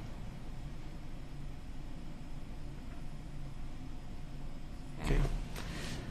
So this is a an important role for commissioners to remain impartial. And so decisions must be based on the testimony and evidence that is part of the record. That goes right to what you were talking about. Commissioners have to disclose ex parte contacts on the record, giving the public the opportunity to question decision makers further. So a lot of times folks on the commission will say that they're familiar with the site because they drive by it every day to go to work, or maybe they went to a site visit or some other ex parte communication. You have to disclose that. Members of the public can ask you additional questions, and there can be, further follow-up or decisions by yourself to maybe recuse yourself or not. And just before I go on, again, as we head into this area of the conversation, if you ever have any question in your mind about whether you should be participating or not, and you know beforehand, you should always just check in with city staff. They can check in when necessary with the city attorney, and we can advise on these kinds of things because it's so important to the democratic system and to your role, and you don't want to be mired in these kinds of questions when sometimes they're just really easy to resolve. So don't be frightened to raise those kinds of issues or to raise those questions when you have them. Ex parte contacts are facts gleaned outside the record from newspaper articles or site visits, like I was saying. An objection must be made in order to preserve a challenge at LUPA on this basis. So if people are asking you questions, just be forthright and try to make the right decision and look to the city attorney for advice on that and city staff if necessary. I think this is one of the most difficult ones, especially if you're actively involved with your neighborhood association, that you do, hey, like I appreciate, but you should probably bring it to the hearing, or if they are going to talk to you about it, just be careful that you're not leaning, saying I'm going to vote against it, or I don't like this about it, and then whatever does happen, that you do disclose those conversations. I don't like that applicant's tie. So the decision itself must be free of actual bias, so a predisposition rendering it impossible to make a decision based on evidence and arguments presented. And that goes just to what Tony used as an example. You don't ever want to make the decision before the hearing, and you don't ever want to make it before you've heard everyone who's here to testify, including the applicant and any supporters and opponents. So be sure to, guard your role on the commission carefully and not make that prejudgment, because you're here to sit through the hearing and see what's on everyone's mind. You can't have an actual conflict of interest, and that is where the decision is likely to have a direct pecuniary or financial benefit or detriment to the decision maker or a family member of the decision maker. And in that case, the decision maker must not participate. That would be an actual conflict. If there's a potential conflict of interest, again, announce it and determine whether to participate. And again, the city attorney's office can be supportive of, how to make those kinds of disclosures and come to that decision. So this is my biggest area of concern. I mean, there's very few things I have a particular interest in, but let's say there's a land use one that I might be particularly interested in because it impacts my neighborhood or my property directly. You say may not participate. Is that may not participate in the vote, or you can't be an active member of asking questions, or would you have to sit on that side to ask those questions, or are you not allowed to have an opinion, like an editorial in the paper, as a citizen, not as a member of this committee? And those are things I dreaded to ask, but I need to ask. Yeah, I think you have to decide which hat you're going to wear for a particular land use decision. For a particular issue, or if you're going, on the legislative side, on the code side, on the comprehensive plan side, about this great ideal world that Oregon City is going to be, then sky's the limit on expressing those opinions, because you're just doing the planning work that you've been asked to do. But on a quasi-judicial decision-making basis, you have to decide whether you can make an impartial decision and whether you want to participate as a member of the public. If you want to participate as a member of the public, then recuse yourself early and don't sit up there and don't speak as a decision maker. That doesn't remove you from being on the planning commission if you have one particular issue you're interested in. Is that correct? I think Tony knows what I'm thinking in the back of my mind. And in fact, I just think, am I allowed to participate, to be asked questions that are pertinent? I'm still able to make an independent decision, but if it does directly impact me, I thought, well, okay, I have to recuse myself from voting. But it sounds like you also have to recuse yourself from even participating up here. You need to decide which hat you're going to wear. You can't be both. And that's on that one issue or something. Yes, on that one Okay. issue. So if Damon's dog kennel is going in right across the street from me, I've dreaded that for so long. but it requires a conditional use permit, Damon's gonna have to recuse himself, and I'm gonna have to recuse myself while Okay, I that testify explains that. against his dog kennel. And he's gonna be here testifying in support of his dog kennel because it requires a land use action. Yeah, but I'm for the dog kennel. What happens to me? Oh, well, then we'd have to challenge you from the audience saying that Oh. you've already made up your mind, Okay. and we'd have to boot you off, and then we might not even have a quorum by then. have a quorum. That's right. So he gets his dog kennel. But the very next issue that comes up on the agenda, we walk back up here and sit down. Exactly, because it's not on the dog. I doubt if it's it not comes on his up. dog kennel. It It's just actually something- does. I've Oh, yes, it read does. land use decisions even recently where people sat up there and Lou will say, well, they were doing all right until a motion took it away and the commissioner said something, and it was just sort of like, Well, what are you sitting up there making a decision, you know? And the key is, though, to be true to yourself. Can you make an impartial decision? I think it boils down to two things. Can you be objective? Can you weigh out the facts and, based on those facts, make a decision without being partial ahead of time? And the other thing is, if you have a personal interest in the outcome of that, either financially or it's going to affect you personally, then you probably can't be objective. So in other words, if all 50 of my neighbors hated my guts because I made a decision that was impartial, I better pull out because it's going to be personal. No, if I'm just joking there. Damon's dog kennel reduces my property values, and I can If you prove it. believe that it's Well, gonna and I be- can prove it, because I'd come with proof. Well, it doesn't matter. If you believe it is, then you're biased. Yeah, So, yeah. Well, it's- I proof is appreciate irrelevant. this discourse because Because your that was dogs something make, that unless you was have the interested in. non-barking dog. I mean, conflict of interest, if you have a financial stake, that one's easy. The harder one is bias. Yeah. You know, and the only one who can answer that is you. That's And so right. you just have to be honest and I could upfront think of about it. several people we Yeah. could have the Okay, dingoes thank take you. care of. Okay, so there are a set of rules. And just maybe just go back real quick, Yeah. just to go, you know, when we're talking about ex parte bias and conflict of interest, we're talking about the quasi judicial hearing process. Right. As Jennifer said, on the legislative side, because you're making broad policy, and you know you're doing large zone changes of large area. You're not focusing in on 1, 2, or 3. You know, a specific application. You know, the ex parte conflict. You know, those aren't applicable in a legislative action. So you can go out and talk to your neighbors. That's what you're expected to do. You're supposed to get the input from the community and hear those things and help form your policy decisions that you make. Thank you. All right, public hearing procedure. So there is, again, that staff report available 7 days before the initial hearing. The hearing is open, and the applicant makes their presentation. That's and- the minimum, right? Because it could be 10 days. Sure, it has to be at least 7 days, Right. but it can be more. I don't know what your track record is on getting them done early and often, but Sometimes. you know, certainly on big applications, you probably want to give the public a little more time because you know they're going to come up here and say 7 We didn't days have wasn't enough time. And we got a so- staff report that big. Yeah, so that's Which we're obligated to grant on the first evidentiary hearing. If anybody asks for a continuance, we have to give it. Either side of the. Yeah.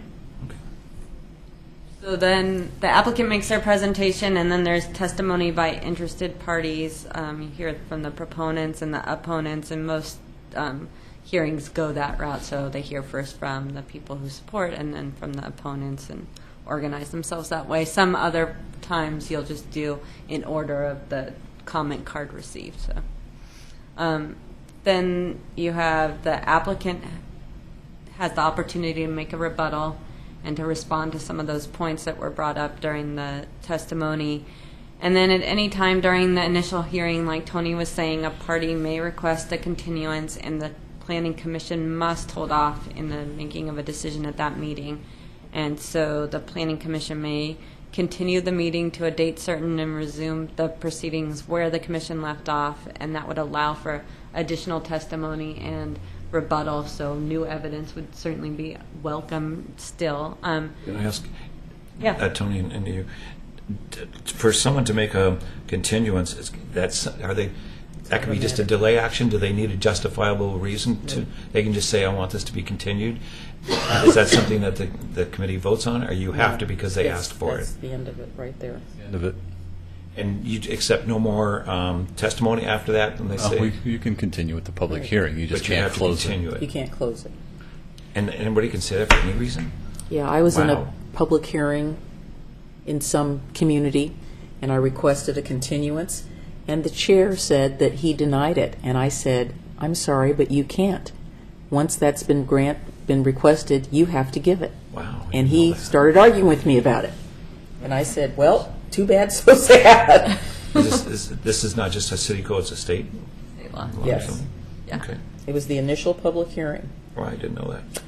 Yep. But that's only the initial hearing. Yes. After that, then you would have to demonstrate a just cause. Then it's up to you. That is up to- That's why I was wondering if it could be continued and continued and continued. Right, no, they can't Okay, indefinitely. No. good. They would have to come back and convince us that there was a Need for- reasonable Good reason. cause Right. to continue it beyond that. So your That neighborhood makes more chair- sense. Good, Your neighborhood thanks. chair So died. the You knew about initial it. hearing, You're right. yes, and after that, then we get to decide. Okay. And applicants typically also ask for additional continuances because whatever you requested is a lot of information. They need their They whole can't team do to it. address it. They thought they could meet your deadline, and suddenly they can't. And so, And parties can make that after the applicant rebuttal. Somebody from the audience who had given testimony can ask for a continuance based on that rebuttal, or do we You need to do it when you're up there. when you're up there? So if the applicant brings up something that they don't like, they can't come back and say, "Oh, well, I need more time to rebut that with more information." It depends. Well, the commission has a lot of discretion in how they run their meetings. We've laid out the framework. Staff presents, applicant presents, citizens present, and the applicant always gets to go last. They get to rebut. So now, technically, once the applicant rebuts, you would move into your deliberation. You'd close We the public hearing. close the, but we're very generous at both Planning Commission and City Commission of, somebody raises their hand, come on up, and then you I got to noticed start that. that whole process again. It just says at any time during the initial hearing. I thought, well, if you say, sorry, they've already rebutted, we're not taking any more testimony from the public, Then they should have raised it when they had the opportunity. except they didn't know what he or she were going to say at their rebuttal. That's Well, we typically, at the point when the applicant has made their rebuttal, then we close the public hearing. okay. So at that point, we're not taking any more comments from the audience. So they can't, so at any time during the initial hearing, really is at any time during the testimony by interested parties. It can't be at any time. When we close the public hearing, Right. we're not taking any more comments from them. Yeah, there's no more hearing at that point. Okay. No longer a hearing. Thank Or a you. hearing. Thanks for being patient with my And, ignorance on some of this. I would just clarify one thing, is that the applicant usually will not ask for a continuance unless they are not able to answer the questions. So if we're asking questions about their meeting the planning criteria and they don't have answers, then they'll ask for a continuance to have time to Your give us- questions, I'm trying to remember, your questions come after the applicant rebuttal, then you start asking questions based on what you've heard When it's during the deliberation. during the after the hearing's been closed, then you ask your questions. Okay. No. Many times No, the we don't applicant will close be the hearing represented by with an attorney. I've seen And that. these people they know what's going on. And they'll keep you right on. Sometimes they do. Usually, Sometimes. the applicant makes their presentation, the commission asks them questions. Citizens come up, if commissioners want to ask citizens questions, they ask them questions. Once we close that record, the conversation's between staff and the commission. Right. Because the record's closed, And at that point, you're usually asking us, Right, clarification. we heard so-and-so, is that in the staff report, or how can we address this, or, where does this fit in? So you're not having a conversation with the applicant once the record's closed. I've been through this many times, just I've never seen it lined out like this to understand that that's the way the procedure actually goes, so thanks. And the members of the public want to listen for those magic words. The public hearing is now closed. Once the public hearing is closed, that's what it means during the initial hearing. So even if Doesn't stop there. Right. And it might not stop you either, because you know what's going to be appealed if you don't, Yeah. And then let everything in. If so. if we've closed and we come to a point where we're done, and we've asked the applicant to come back with more information, like tonight, they came and asked for continuance. So we had to grant them the continuance, as a procedural thing. No, we Now, don't actually have to. it would be rare for us to say no. But we could say no. We could say no. Okay. We didn't have to. Yeah.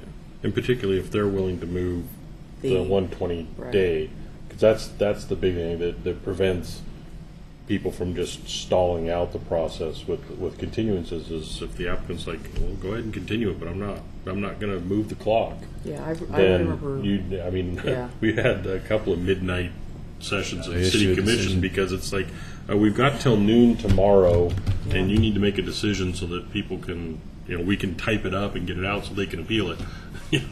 I remember one public hearing I was in many years ago where we had that situation come up where it would have been better if the applicant had requested continuance, and they said they wanted a continuance, but they didn't want to move the clock.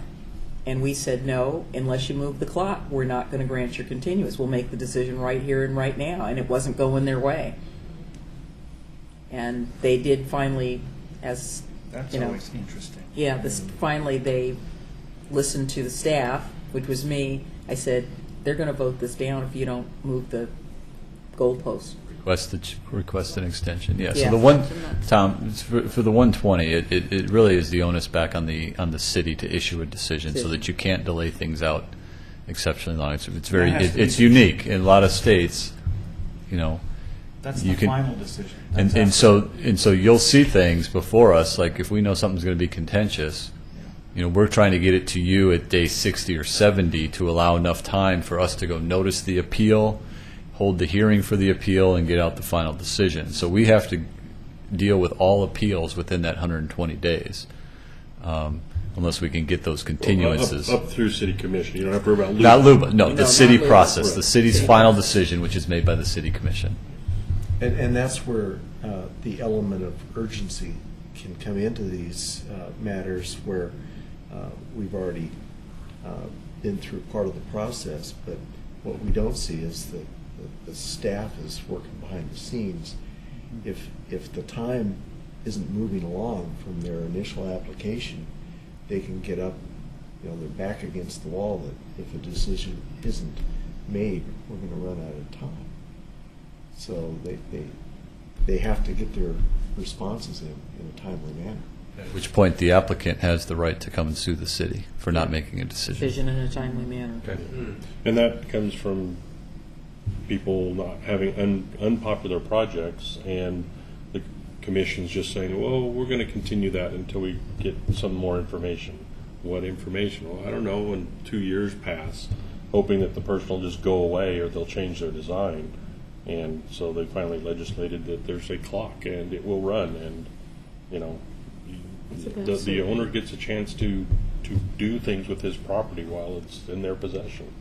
So. Well, it kind of works both ways. The onus is on the city to make a decision, but it's also on the applicant to provide the information necessary Right, to make that decision. Right.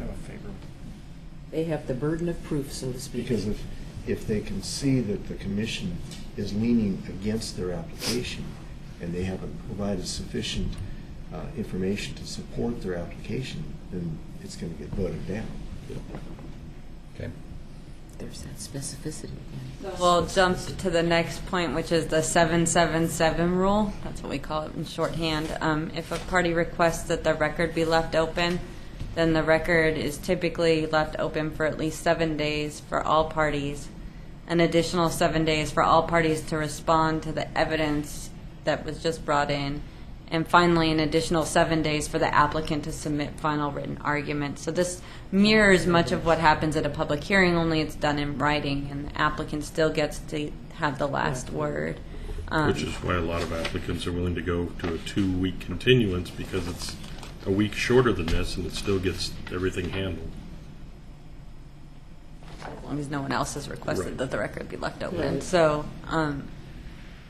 so just be aware that people may make that request and that you might see additional evidence and testimony coming in, but the world is kind of narrowed to the new stuff that's coming in.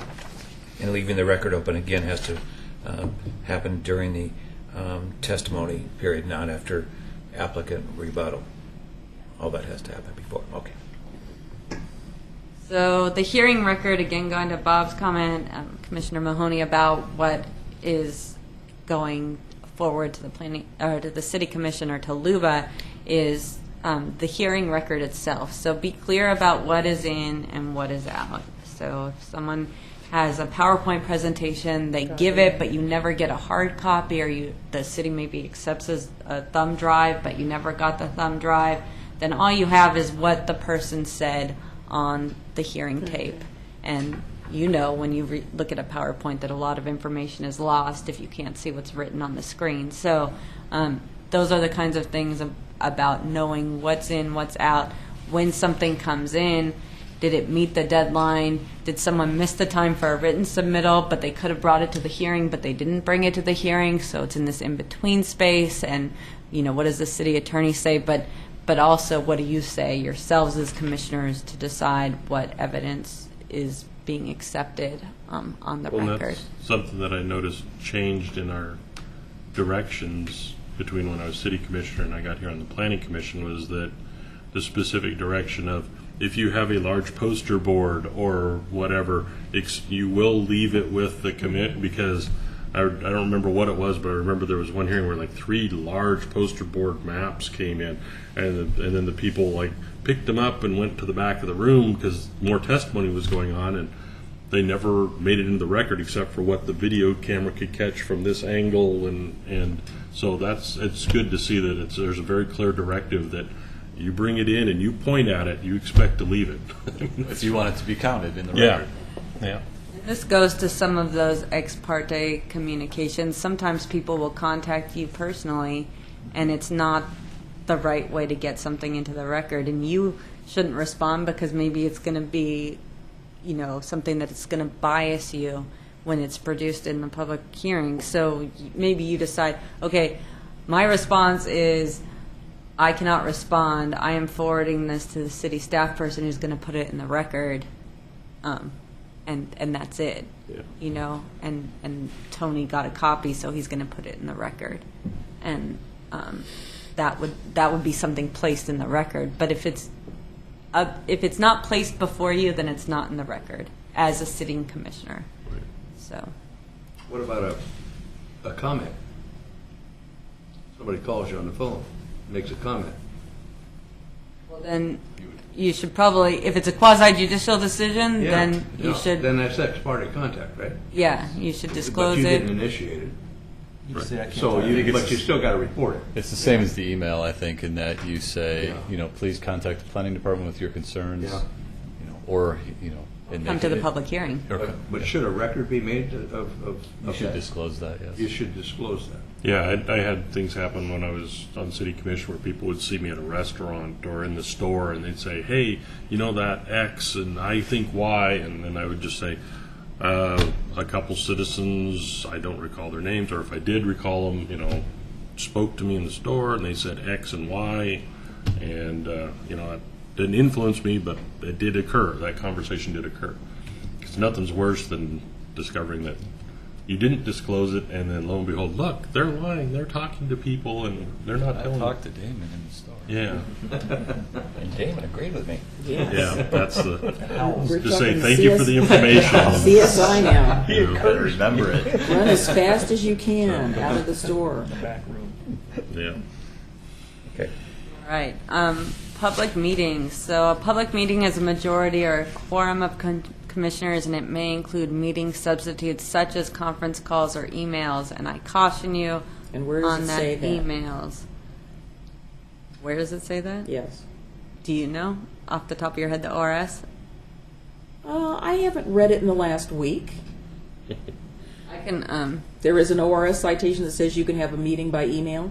No, it gets interpreted that way, and that's the problem. If Denise Denise thank you. emails. You didn't let me finish. No, I I'm was thanking you going because right there. You're clarifying it. You're clarifying it. Thank you. Thank you. Thank I you. read these cases. I'm warning you now. Beeping, bright flashing lights. You cannot do serial emails to one another to try to make a consensus happen.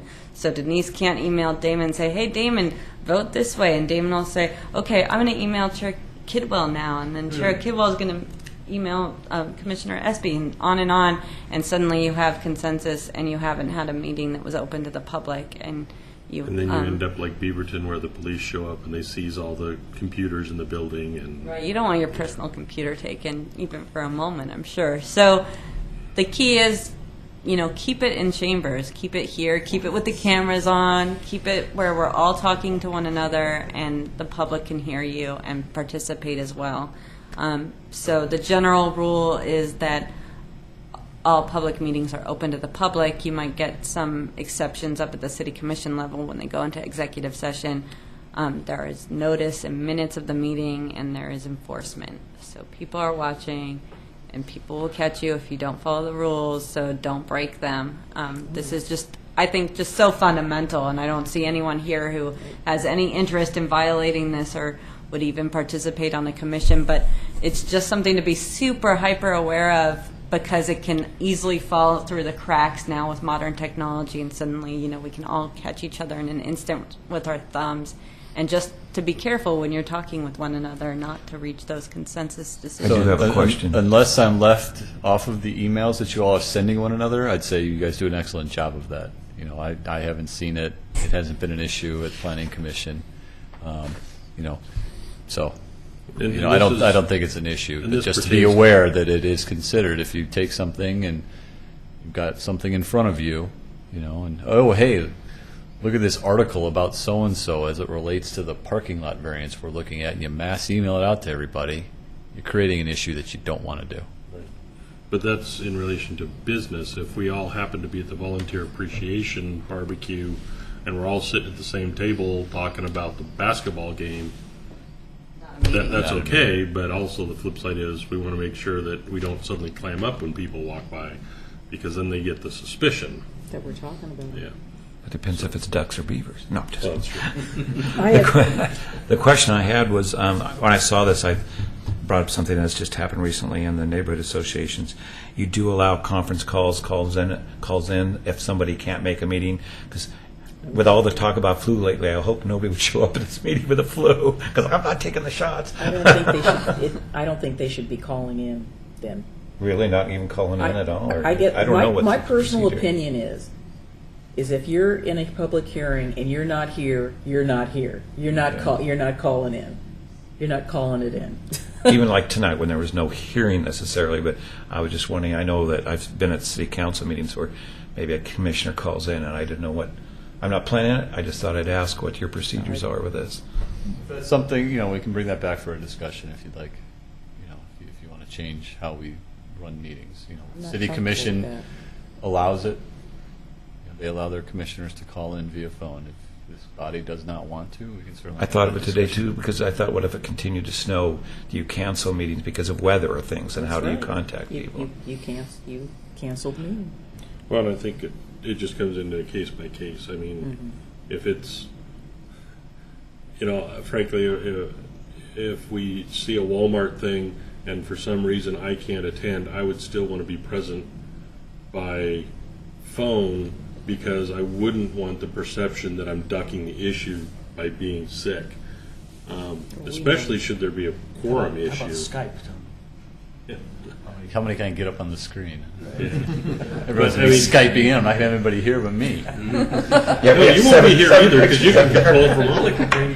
But I was mainly thinking about I think flu it's a and health. case by case Then situation. you're on just what's not going on. here. You're not here. I don't want somebody you I showing don't up know to. that there's a I'm not gonna policy come that if the I'm city sick. has established on this. I know that the rules allow for these kinds of meetings to happen because that's why there's a warning. And so they do occur, whether this board, I think Tony's recommendation is But then probably don't, true that there don't might the be. specific rules have to allow for it? I think you should have a discussion about Yeah, I think this, without clear direction. I don't think it's ever come Otherwise, up. I have a commission that does it. So, the assumption, And right or wrong. do their rules specifically, their rules specifically call for, I'm just asking the question, say that they can attend a meeting via a conference call? I'd have to look into it. I'm not sure if it specifically does or if it's silent on the issue and they've just made their own decision that that's Yeah, I acceptable. mean, I just don't think, I know there's state law, but for instance, if we made a decision that our rules of conduct would allow us to call in, then we would make that decision in a public situation and declare that so that it would be well known. I don't think we just decide all of a sudden and say, oh, you can call in. No, I would feel very uncomfortable with something like that because that's sort of arbitrary. Yeah, It came up. So I think just in interest of Yeah. moving this on, maybe I can bring this back for a discussion about how we want to It came up in the CIC because somebody did use a phone and it said no proxy voting in our bylaws. No one had ever done it before recently, and it threw everybody into a dither like, well, that shouldn't have been allowed. No, you And don't then get somebody this. else said, well, the city commission allows it. It doesn't So I mean- just wanted to clarify it here. If your I think you have the procedures flip don't side, which is specifically what call it out. Commissioner Mabee was saying, is that some people are so committed to their service that even if they, no, I'm serious. I mean, I think you really have Be a a, critical factor or something. you're really working hard on this, and something comes up and you can't make it, and man, you really want to be part of that decision. So there's certainly room The for. commissioner may be better darn well show up. So you don't have an operations manual of these policies, Tony? It's just, that's something we decided as a group at some point? Is that the idea? No bylaws, no operation procedures, or? We do, but we don't get every item in there. Yeah. Okay. Well, I just weigh in one thought on that, because I actually did see the commission hearing where that was discussed. And Yeah.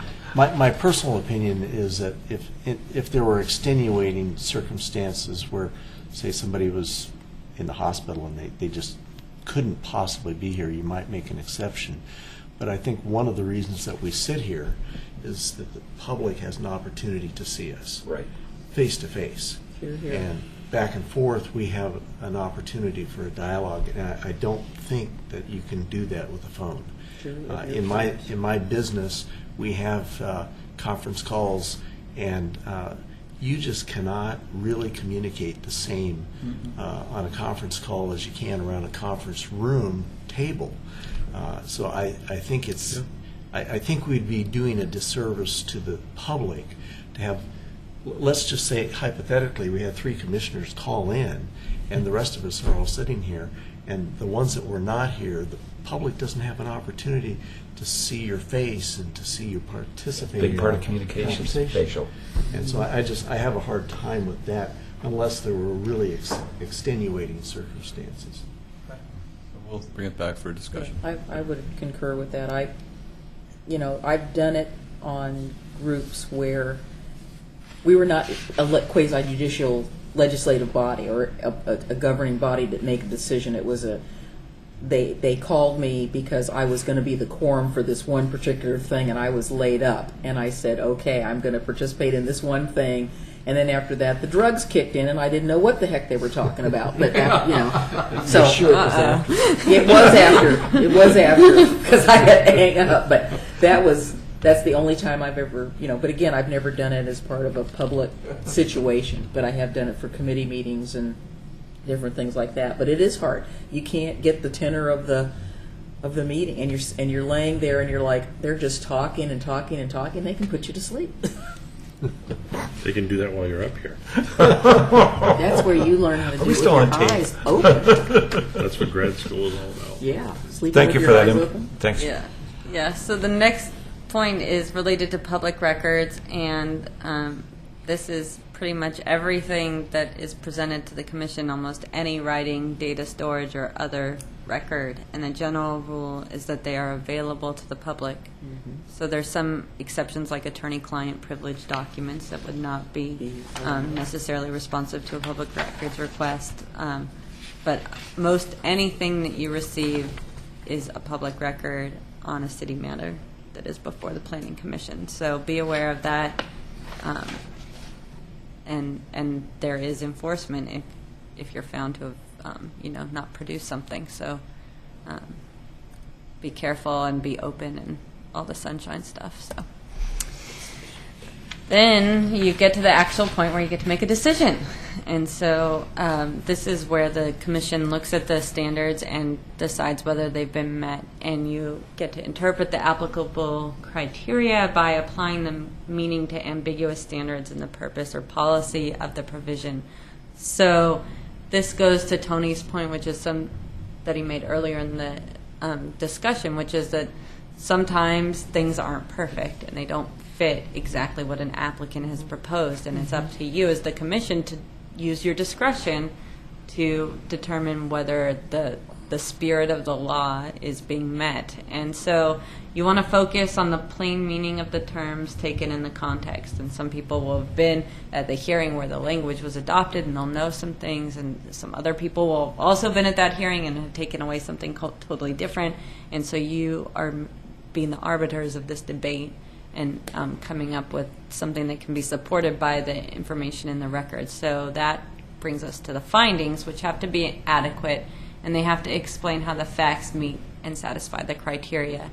So they should explain why and should not amount to mere conclusions. And that's a lot of the work that your staff does and the city attorney does to make sure that the findings are being explained about how the facts are meeting the criteria, and how at least in our eyes, those holes that we can see before the public hearing, before we hear more testimony about them, can be filled in a reasonable manner that effectuates our understanding of what the policy stands for, and then up to the commission to, again, look at that with fresh eyes and determine whether, in your opinion, it does meet the criteria or not.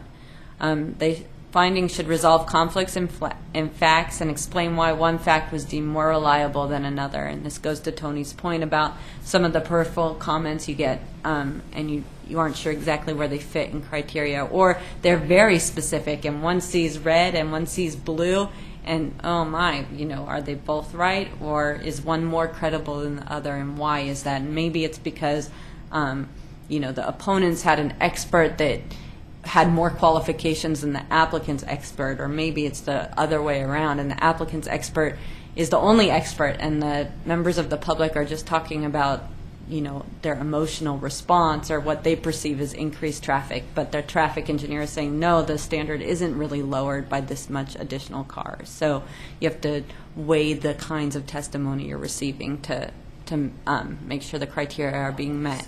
And then the findings have to address all applicable criteria. So if the criteria is not applicable, the findings should explain why. So sometimes people will latch on and say, oh, what about this criteria? What about this criteria? But really they've misread it or something, or, staff can show why the criteria doesn't apply, and you have to decide whether you agree with, again, which side. And you don't have to list every single criteria and why it doesn't apply.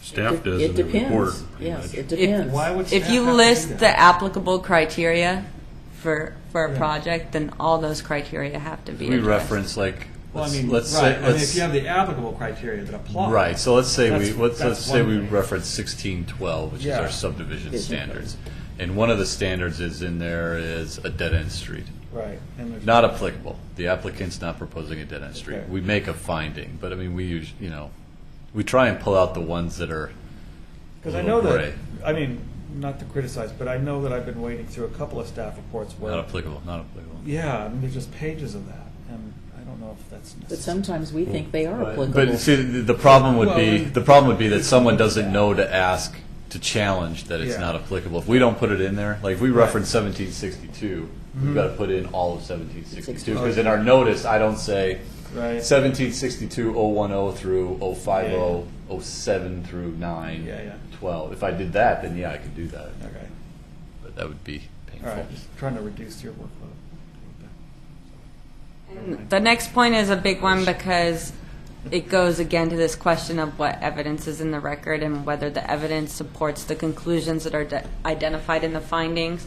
So you can't just make an emotional decision if there's nothing to back you up in the record.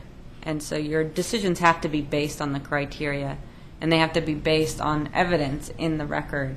So again, using that kind of greenhouse gas example, that wouldn't allow you, someone's complaining that there's going to be too much carbon emissions and it's going to, the state is going to be overrun by global warming or something. You can't apply that to the level of service standard as a justification for denying a project under that criteria, because really a traffic engineer has shown that the level of service is met.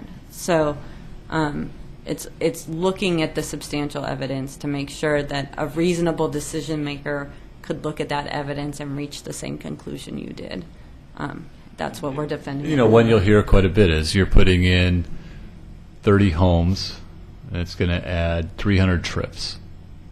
And, how are we ever, the Pease Road is already busy. But then you have a traffic consultant that comes in and says, well, the level of service is C. That beats your standard. So then you weigh those two. They always say that. It never reaches F. Oh, I've only in one instance in my career have I ever seen any traffic engineer come in and say it was a level of D or F.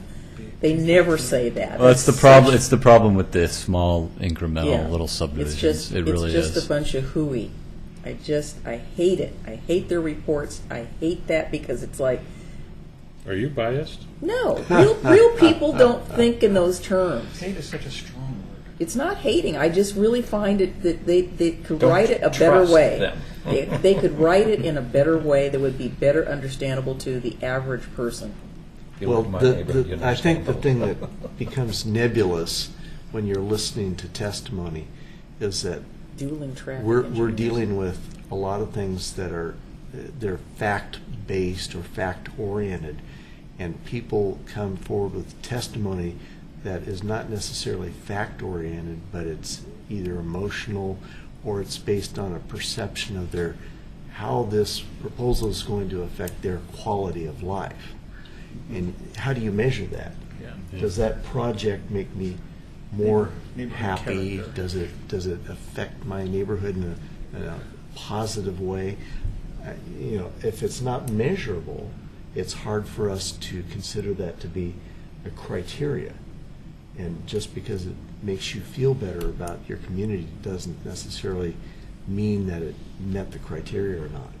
Yeah, I remember one testimony where somebody said, before that subdivision went up the road where you're proposing putting another one, I could walk across the street to my mailbox, and now I have to wait 5 minutes before I can cross the street. I did not say that. So I think some of these questions that come up in your minds can also be tied back to the criteria. So don't forget about the purpose statements in your code, because they really set the context for what the criteria is trying to achieve. And so, the city implements a code because people like yourselves have decided on what kind of quality of life you want to have. So it's all in the package. It's just sometimes hard to see how to parse it out as decision makers. So when there is conflict in evidence, and say let's take it a step further, and there's this expert saying one thing and there's an emotional response, but then a third person comes up and says, hey, wait, I looked at that expert's formula and it's not quite right. And here's why. And then you start saying, now I'm going to look at this a little closer. Maybe you ask the applicant to give you some more information. Maybe the person who provided the testimony says, and give me another week or two and I'll give you a report, or I'll show you how this works in a more fundamental way. And then you get both sides coming back and saying some more things to you.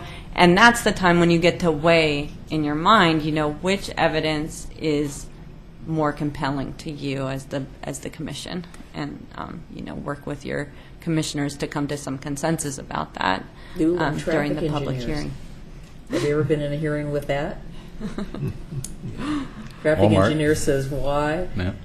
the other guy says Z, and it's like, Well, and we do have our traffic engineer who is also a resource. We will bring our traffic engineer in if we foresee that being an issue, to try and walk through a lot of that engineer speak that's in there. Engineerese. Yeah. As a staff person, sometimes I've served a few planning commissions, and sometimes when they deliberate, I get really confused because they go from one criteria to the next. Then they start talking about baseball, and then they start talking about this and that. How can we best serve you that way? I mean, I think I know the answer to the question, but They never do that. I mean, I think that's where we try and Yeah. okay, this is what I'm hearing, or trying. my brain is really small, but that's so. I'm bringing in the dog count. I mean, it's that's where we try and that's why we're over there jotting down what we're hearing. Yeah. To say, okay, let's come back and talk about this one because I'm hearing two different things from multiple commissioners.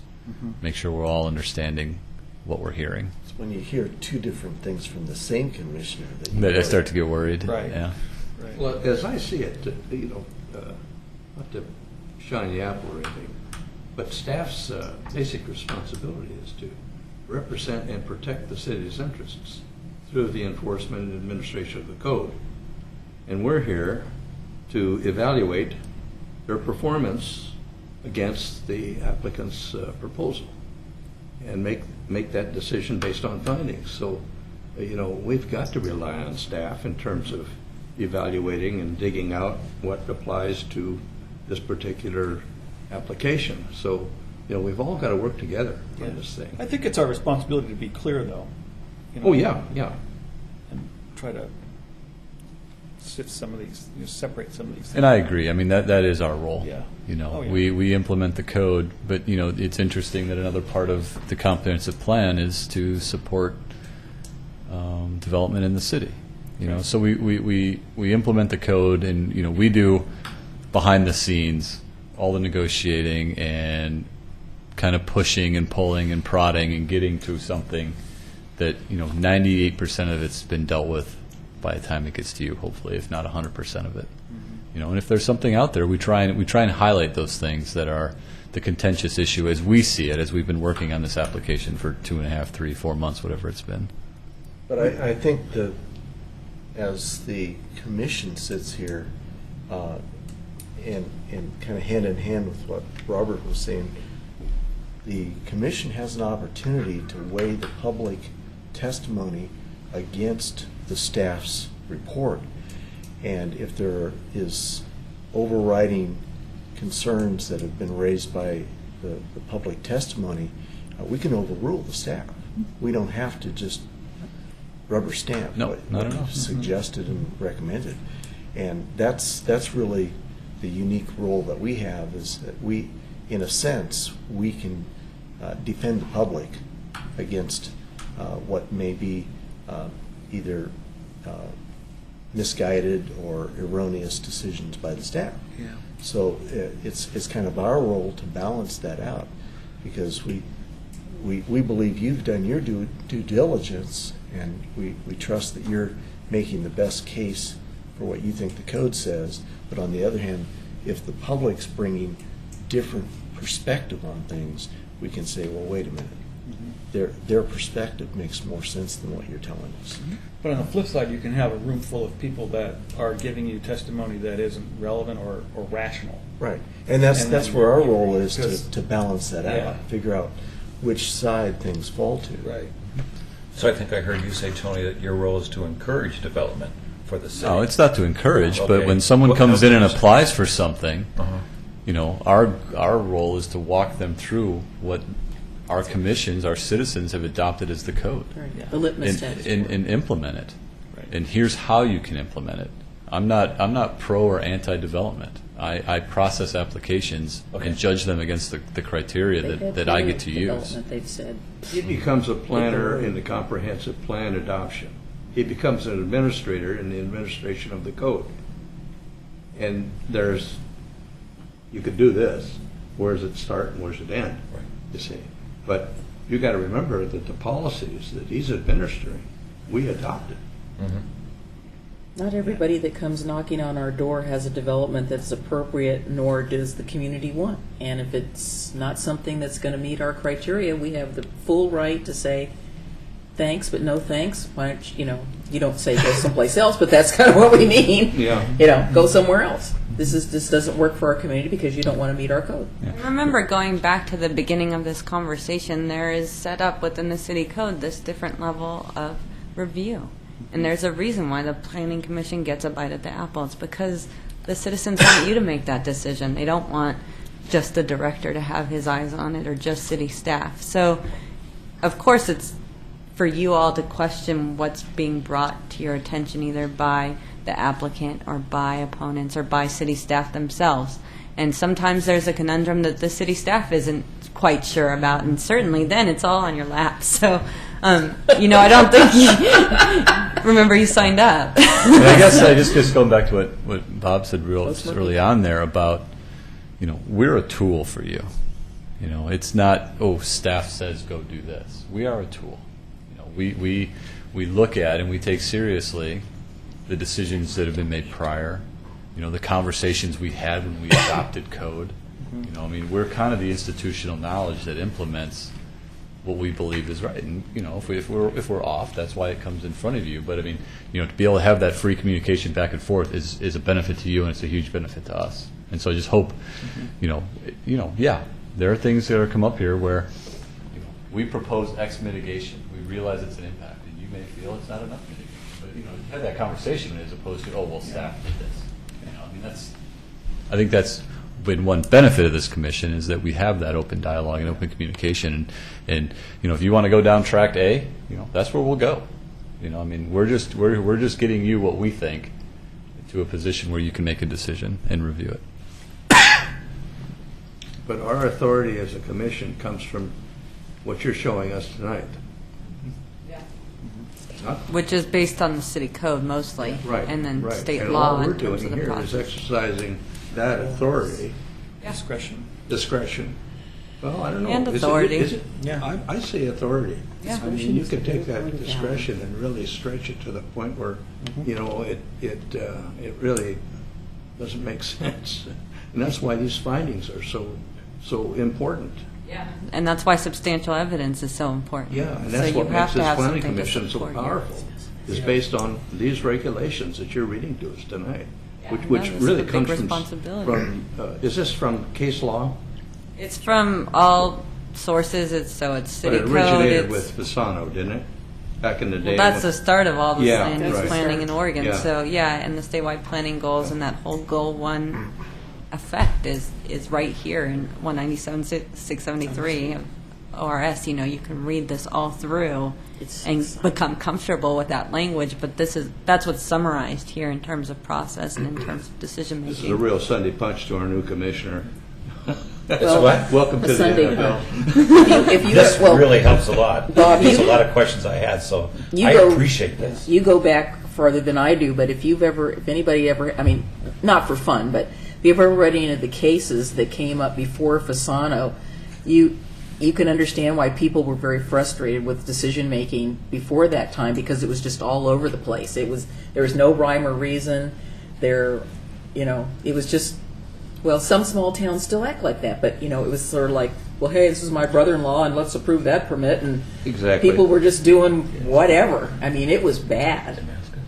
And now we have conditions of approval. Yes. And so conditions of approval can be attached to an application to ensure that all the applicable approval standards can be met. So those can be anything from, do a monitoring plan to show us that your tree mitigation survives for a certain time period to,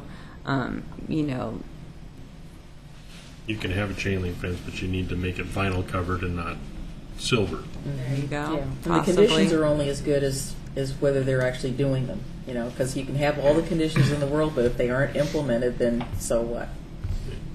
So that's where your staff is Well, that's tool where we again. come That's where the enforcement part comes in. Enforcement, yeah. For a subdivision, we don't let them record the plat until the conditions are met, or they put up surety for it, or They do X. we, Y, and Z. on a commercial development, we don't give the C of O until the conditions are met. So you do have that is the enforcement. We have mechanism.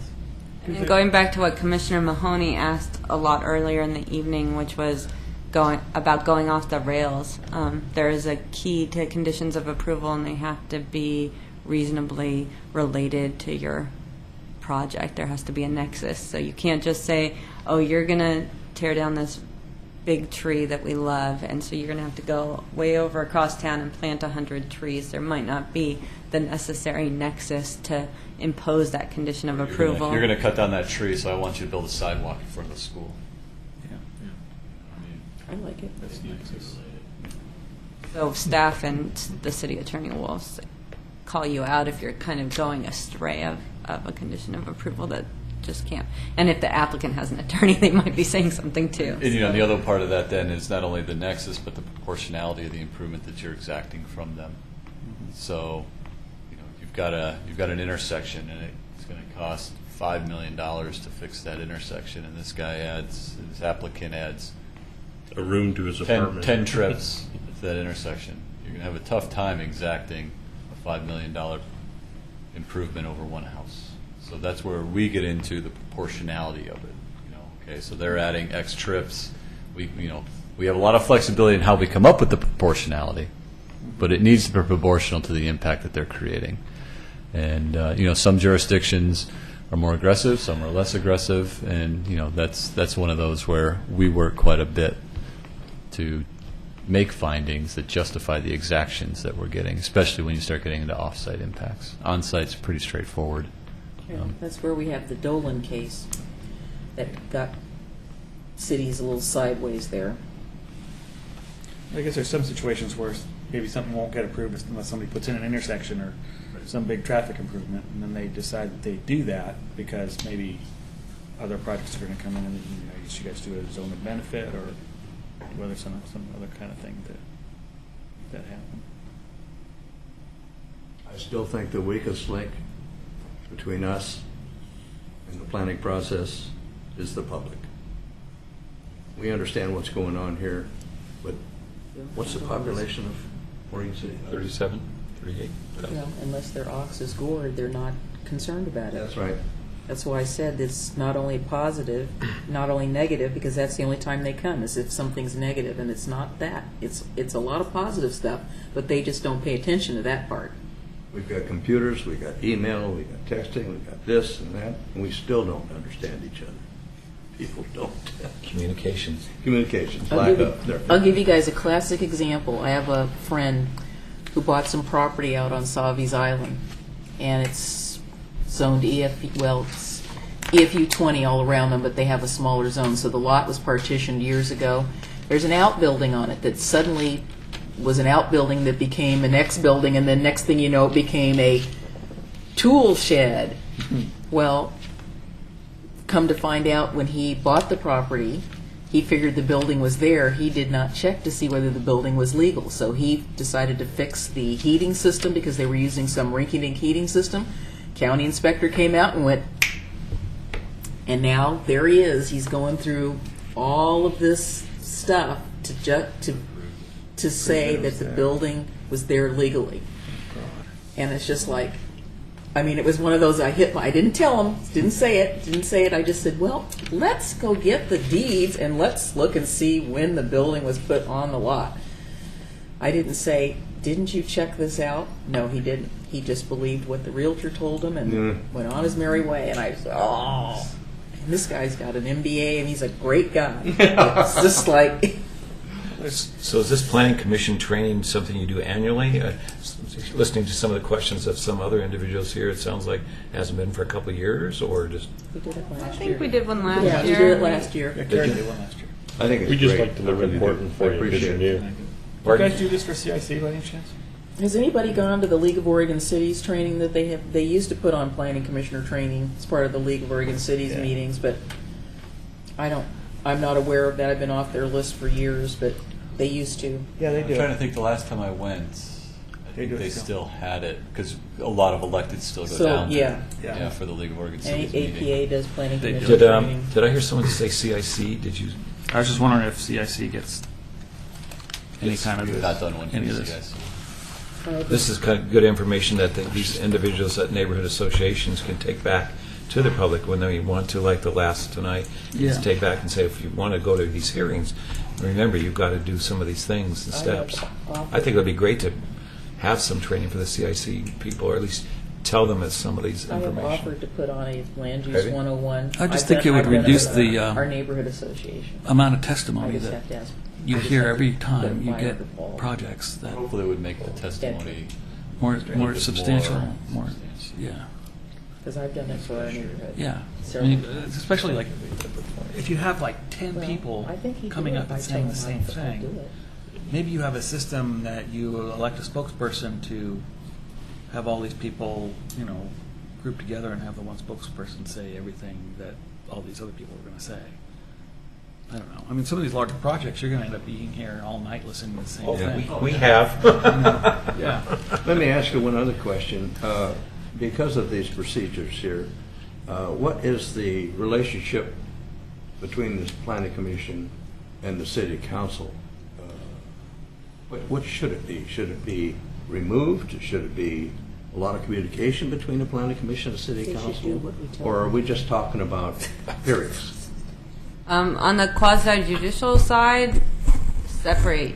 You don't want to taint their role as an appellate board if you cause bias by talking about a pending matter that's happening before you, and vice versa. Even you don't want to be tainted by ex parte communications, even though you're all part of city government somehow. And then on the legislative, again, there's a much more open opportunity for communications. But I'd say anything you should put most things in the public record that you're working on for the city related matters. So if you had a work session between the council and the two commissions, basically it would pretty much involve the legislative aspect of it. Yeah, you wouldn't be having a work session on an application. No. At least not more than once. The Okay, attorneys show. Any other questions? we done? No, we have communication. Thank you for some good information. Thank you very much. Good job. I'm happy to come back. See you Tony? next- See you next time. No, We have communications. We love seeing you, Jennifer. Feeling is mutual. Come anytime. So then, in our last meeting in December, we had brought forward the legislative text amendment request that dealt with a hearings officer, some changes to the appeal period from 10 to 14 days, who would have standing to appeal, and how those appeals were heard. We did a work session with the city commission, and they decided that they didn't feel it was necessary for a hearings officer, so we're going to remove that. But we are going to bring back the other text amendments because those were required to be compliant with the Oregon revised statutes. So that would hopefully make that go a little bit smoother, a little shorter. Makes sense. Any questions on that? Question. Tony, shouldn't that have been presented to the commission initially, then rather than brought to this body? Because it seems to me like that's a formation of city government, a function of city government, as opposed to a commission making the decision to create that position. I'm just asking out of curiosity. I'm glad they did. Yeah, we were just trying to provide another tool with the hearings officer when we saw that opportunity to bring it forward. Are you guys seeing a need back in your shop? I think I just go back to the testimony last time is you have.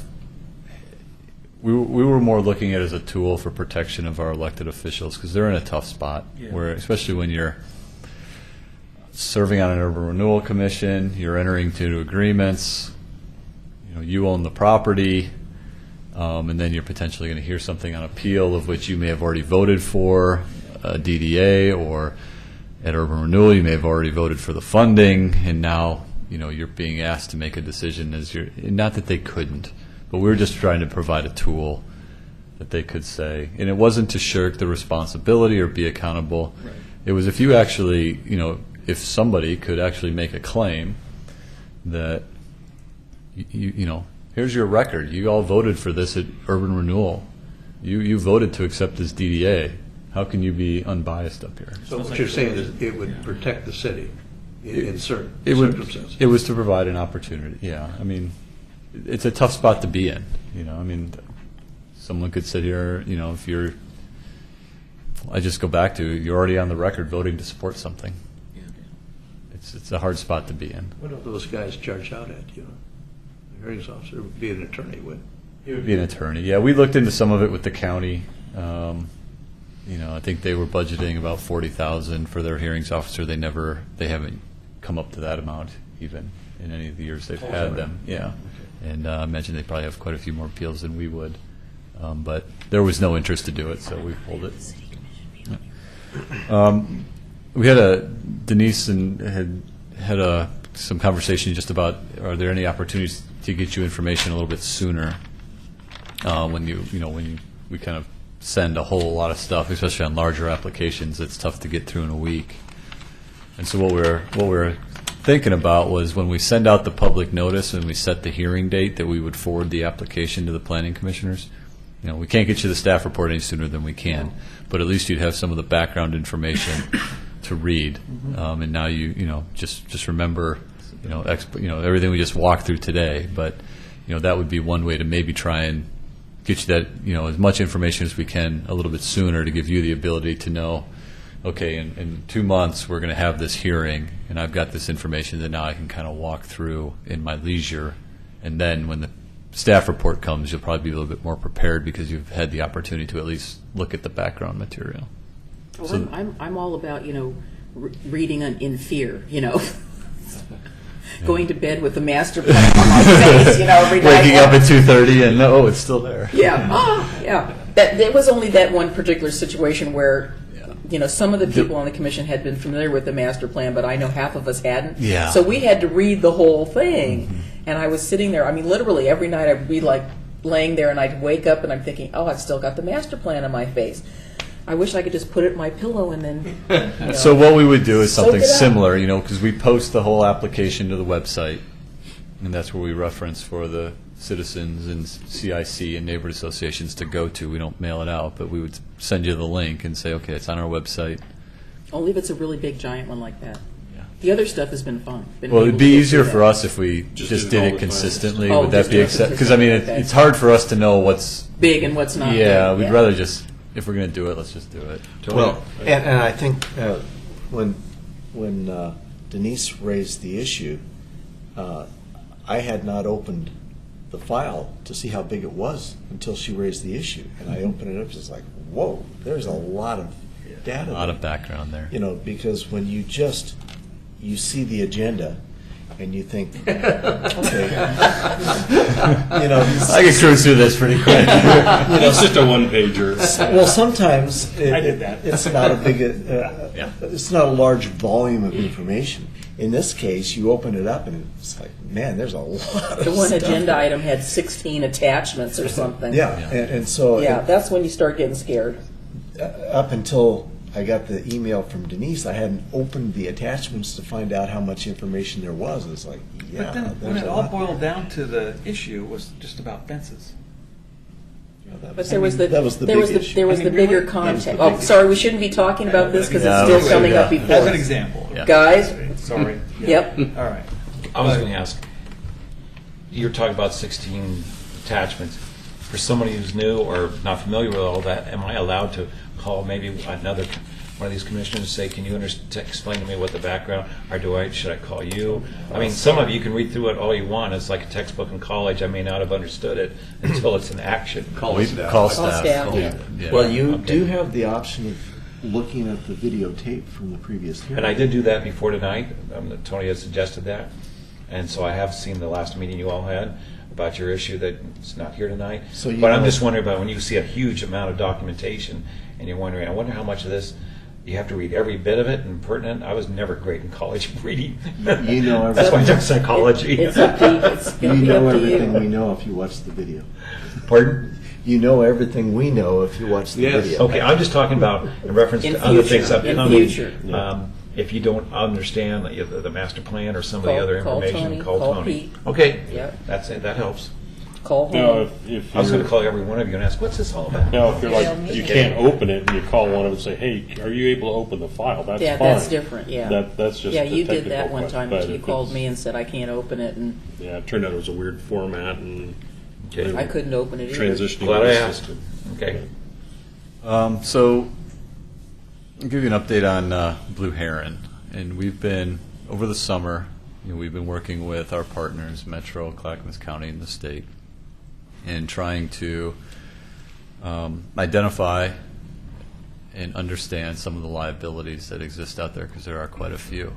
And the original intent of the partnership was to consider whether we wanted to purchase that site or not as part of a larger partnership. So we spent the summer focusing on environmental, structural, stormwater, historical resources, adaptive reuse. And really the goal was to get it to what we consider safe and stable. That would be something that we could manage for, we're looking at a 10-year horizon on that. And safe and stable would be, okay, public agency is going to take this over. How can we secure the site? What are the running costs to maintain the site? What are, you're going to have graffiti, you're going to have vandalism, security of the site, you're going to have bills that are due on the site. Down to the river. And yeah. And so, in going through all of that, we realized, that, we just, with the partnership that we have right now, it's just not an opportunity right now to take it all down. And so we've been working with the trustee, the bankruptcy trustee, and really kind of the next step that we see moving forward is, and remember the goal is to get this back into production, something out there, is to move into a master planning of the site. And so we're working with the trustee right now, but you've got to remember the trustee main goal is to liquidate the asset for as much as he can. So we're working, having those conversations with the trustee, trying to see if we can reach agreements with him. And we don't want to get 3-4 months into a planning process and have him call us up one day and go, hey, work with you guys, I sold the property, I'm done. Because it is going to be a pretty substantial investment. We're working with multiple agencies to put together the money. We're going to need to go out for a grant to complete this process. But we're going to start aggressively moving that forward. So that's probably going to be that'll be the next step, is some of this robust public outreach, education process, and then trying to work towards some type of a master plan, potentially entitlements on the property. We see those things as things that the public side can bring to get that site moving towards something that could happen on that site. So those are things we can control. We can bring our resources and our expertise to. So at this point, that's where we're at. We're still working with our partners. Everyone's still working together. We're all still on board, and realizing the significance and importance of this site. Who are the partners still? Metro, Clackamas County, and the state of Oregon. And the feds aren't involved? Not yet. No, that's part of the outreach. It's a little bit difficult because we don't really have anything yet. We've got a site. Is there a framework plan or any of that kind of thing? For that site? Yeah. That exists? Yeah. No. Okay. No. What a place for a national park. Really. And No. they got the deep pockets. oh, sure they Who do. does? National. The feds. No. I assure you, sir, they do not. I bet you they'd spend money on that before they balance the budget. No, I think trying to get something through them is going to be like... We can't even keep the locks open. Yeah. Is that right? That's only $100,000 a year. Yeah, we're talking sequestration going on here. Is that right? That is no money. How big's that Blue Heron property? 23 total acres, 23.2. Are you and your partner still looking at purchase? I wasn't sure that's what it sounded to me like you said purchase wasn't. At this point, we're not. Okay. I mean, because- not that it couldn't come back, Oh, I but right understand, now we don't have a partnership that's willing to commit what's necessary. Where I'm going with this then is if it isn't necessarily something you're looking at for purchasing, it's a single site, greater than 10 acres. Why are we spending a dime when we require someone who purchased the property to master plan it? We only require master plans if it's over 10 acres and zoned institutional. We don't require a private developer to necessarily do a master plan. We do have the comp plan that says they have to do a master plan, but trying to create a partnership with the trustee. Yeah, I got no problem with trying to do that. I applaud that. I'm just saying a lot of time, a lot of staff, a lot of money when the potential is there for, the private person to spend their time and money, and we just oversee the process, which is it's land use. That's our job. I mean, I understand the flip side of it is then somebody rolls in and they put in a casino, and Well, they're not going to put in Well, a I'm casino. just- I don't want that out there because that is a Well- big foul. It's not an option out there, and a lot of people throw that around. They- So I they mean, put- they you put could in- put you could put in development that the city might not necessarily Exactly. see as the best Right. fit, or That's you know, why because of this master site plan process. and the Yeah. potential. You know, it has it has the potential to be an extraordinary site. Right. And so, is that worth some public investment to help get it to that stage? And I totally And that's why agree. that's I why I support would defend that the public should be Yes. involved in this and doing the master planning of the Right. site. But then I agree. the flip side of that is we make a master plan, and some big time investor from Hong Kong comes in and buys the property and says, yeah, whatever, it's private. I'm not going to put streets there, and I'm not going to do that there, and I'm going to do And they need to this come with through it. and amend the master plan. Yep, exactly. Well, I guess that was my question, is that if you see a master plan produced there, does that have, what kind of force is there behind that master plan? Is a buyer of the property obligated to comply with that master plan? Yes. Want to get anything done, they do. We would be adopting, and that's another part of this is while it's in federal bankruptcy, we cannot adopt any zoning on the property. Oh, wow. That's interesting. So we need to outreach with the trustee because he essentially, as the trustee of the property, would need to sign off on any zoning that we were going to implement on there.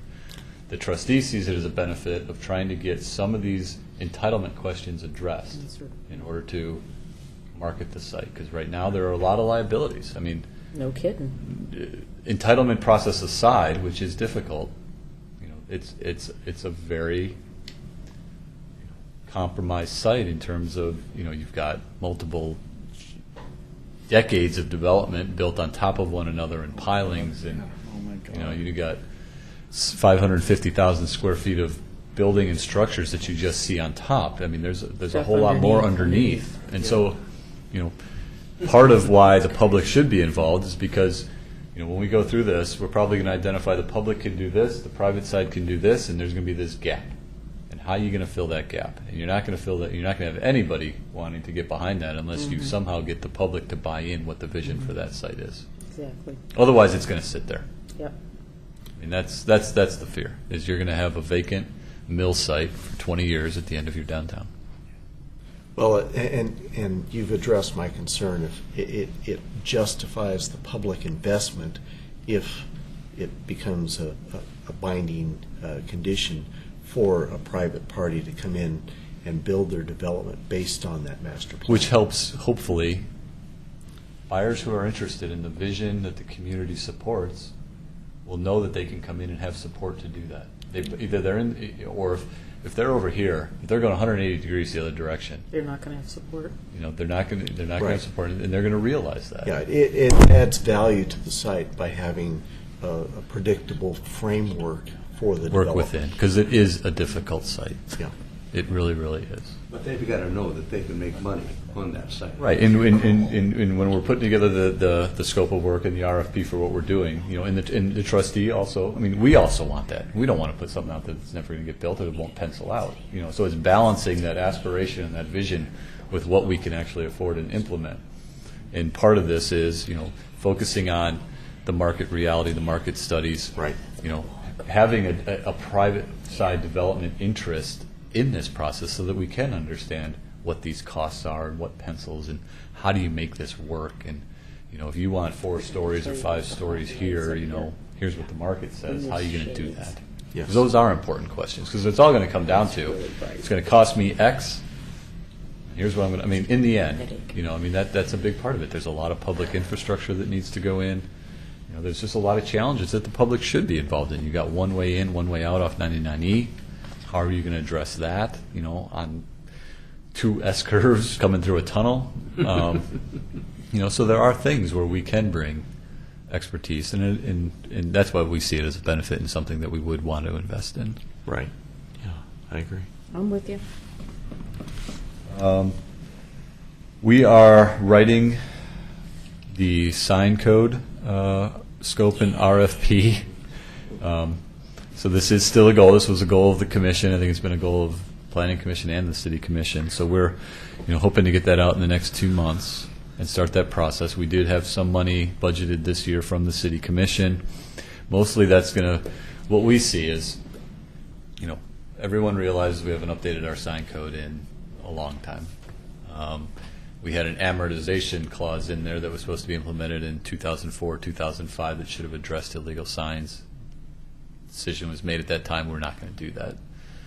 We have proliferation of A-frames throughout the site on public property. So we are focusing a lot of the money that was dedicated to this to getting in a consultant that will help with the public education, the public outreach, and the facilitation. Having that larger community discussion, education component, and then help with some of the initial part of the draft, but then staff would really be writing the main part of the code. Would they be oriented to economic development in any way? In what way? I mean, I guess. Well, I mean, I'm just thinking that, like, if you just had a consultant that came in and said, no crummy signs or whatever, rather than, or you could have somebody that says, hey, you could attract a lot more business if you had this style of a sign, or you know what I'm saying? I mean, with some expertise. Yeah, they did a little bit of that downtown to try to get people to understand. Right, to get them to understand a little bit better and to give them a little bit more of a reason. Instead of just having the city say, you need to change your signs right now, maybe, have it become their idea a little bit through this kind of economic development. I think that's important. I think it is to how do you effectively do signage? Yeah. Does the Chamber of Commerce get involved in it? Yes, I mean that was and this is why we're focusing quite a bit of the money, the resources we have available on this outreach and public education, because we do want to bring in, you've got downtown, you've got the Chamber, you've got 7th, you've got historic districts, you've got Malala. Malala functions differently than 7th, and functions differently than Main Street, than different than 213. So I mean, we've got a lot of unique areas where we have commercial going on, and is so there any money out there for facade grants or anything like that? Well, just through urban renewal, just in the urban renewal. We don't have any grant program outside the urban renewal. Are you going to be taking public comment on your sign code? Of course. The only It reason I'm has to be asking- adopted by ordinance. So Right. yes. The only reason I'm asking is you're well aware we have a couple people, representatives on the CIC from neighborhoods who have been hound-dogging the city commission about sign codes, especially during the last political election and signs showing up everywhere. And I know that they probably want to give input, so it'd be great to let the CIC know that they're going We to do that. already have a regulation in the code that deals with those. Oh, you should have been here at that one meeting where they discussed it. Yes. Like crazy. I mean, Sometimes you have to have- and the hard reality of the fact is we don't have adequate staffing to do sign code enforcement on the list of priorities. Yep. And so that's another Huge. part of this is, Huge. is there a way? I mean, A-frames in the public right of way. How are we going to address those? Yeah. Is there going to be a permitting process for it? Is there not? Bonfire. I was just thinking, Okay, but you know what the other side of that argument, I mean, that discussion is going to be, and so how do we bridge that? We I have was just thinking more we along have the a lines code of- enforcement officer at Lake Oswego, and during the election times, he fills his truck up full of those things, and then we have to keep them and label them, and then they have to come in, and then we find them, and then we find the sign and give it back to them. It's terrible. It's really, I feel so bad for this guy. 'cause- mainly I was thinking about communication to the CIC to let, if You know, that's coming up, all we'll these, make an announcement. everything that goes through in code changes goes to the CIC. Yeah, I was at the meeting that Tom was talking about, and the sense I had is Oh, that okay. it's not a lack of having a sign code, it's a lack of enforcement that is creating a lot of these issues. I mean, and the attorneys will, when we're going through this process, they're going to talk about, sign codes are content neutral. You can't regulate what the sign says. You can regulate what it's made of, how big it is, where it's placed on the property, how many there are on a property. How it says it? In terms of neon and blinking? Yes, neon, blinking, rotating, flashing. GK Travel versus the city of. But I can't say Tony's Fish, Tony Conkle Consulting. Yeah. You know, and that's difficult. You know, especially when you get into the political signs. You know, either you're going to allow a yard sign or you're not, regardless of what the sign says. The problem is, from my point of view, with lack of enforcement, then you get into a somewhat of an anarchy kind of a situation where people just decide, well, I'm going to put up whatever I want because nobody's enforcing it anyway. And those who take them down. So in a sense, it kind of derails the whole idea of having a sign code if you're not enforcing it. And yet there's kind of this political mindset that some people don't want to offend everybody by doing exactly what Paul's talking about, collecting all the signs that are illegal. Yeah, we almost have to do that. It's like, Yeah, I mean, you can't. it's like collecting votes. And it's not just, you know, and what the interesting part of it is I can't just drive down the sign. Oh, you just pulled X candidate and you missed Right. Y over Oh, here. yeah, right. That's Right? What's wrong with that? Or what about garage sale signs? You know, I mean, a sign's a sign. Yeah, and you know, I look at the signs, and actually after I attended the meeting Tom was talking about, I was observing signs all over the place, and it's not just political signs, you know, garage sale signs, yard sale signs. Date.com signs. And, you know, and- one of my pet peeves is people put a sign out there for an event that's the Saturday, and it's still up there 2 months from now. Then You you know, make it's it like- go away. We had the ones, You know, if you're going to put up a sign, be responsible to take it down They're after not. the event's over. we had the ones on Holcomb and out there nailed to the trees, right into the tree sap, and the four trees were just, stop it! Yeah. But, you know, I'm sure Paul will know. I mean, it's a big issue. Yeah. We From really have to be dedicated to. My favorite one is the garage sale signs that got duct taped to the city's brand new poles that we put in on 7. Luckily, I carry my Leatherman with me.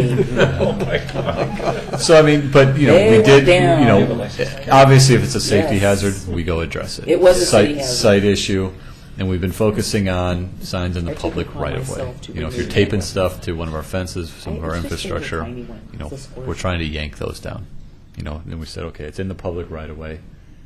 It's obvious, you know, where we haven't been aggressive is going on to private property, just because we felt that through this process and working with the chamber, if we can get that buy-in, you know, hopefully some larger percentage That's what I'm of the thinking. business owners self-correct, Yeah. and then you deal with the ones that don't, rather than adopting something and enforcing without that public outreach and education. Yeah, that's. code enforcement across from Easton School.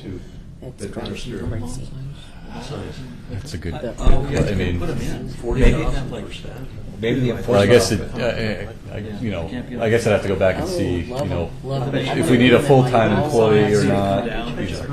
Yeah, by the time you put everything, roll of Because you have benefits that and everything. storage space, you have that transportation. I thought about Then that. the legal Those fees things for are so- challenges. Maybe the enforcement officer could get a commission per sign and charge the people to come and pick them back up. Then you get, then my sign was legal and you took it anyway. I like the deputizing people and getting a So that's, bounty. Anyway. those are the updates that I have, so those are going to be moving forward here pretty quickly. And I guess the only other question would be, do we want to do the elections tonight, or do you want to bring it back on in 2 weeks? Let's get late. Let's do it. Well, we only have a president, right? How long is it gonna A take? chair? And a chair, yeah. Let's do it I'm tonight. vice chair. So what, yeah. Do you So- want to? Do you want to continue to serve? Yeah, I nominate Charles to continue as chair. Second. Third, Move to close. All in favor? Aye. all against? What's your name again? No, just kidding. Okay, congratulations. Yay. Vice? I would like to continue as vice chair. Second. Second. Third. Acclaim. Yay. All in favor? Aye. All against? Abstain. Okay, abstain. Congratulations. All right, that's all I have. So Charles, I'll be emailing you right away now. Hey, and by the way, that South End input thing, So the public concept plan input meeting? thing, Yeah.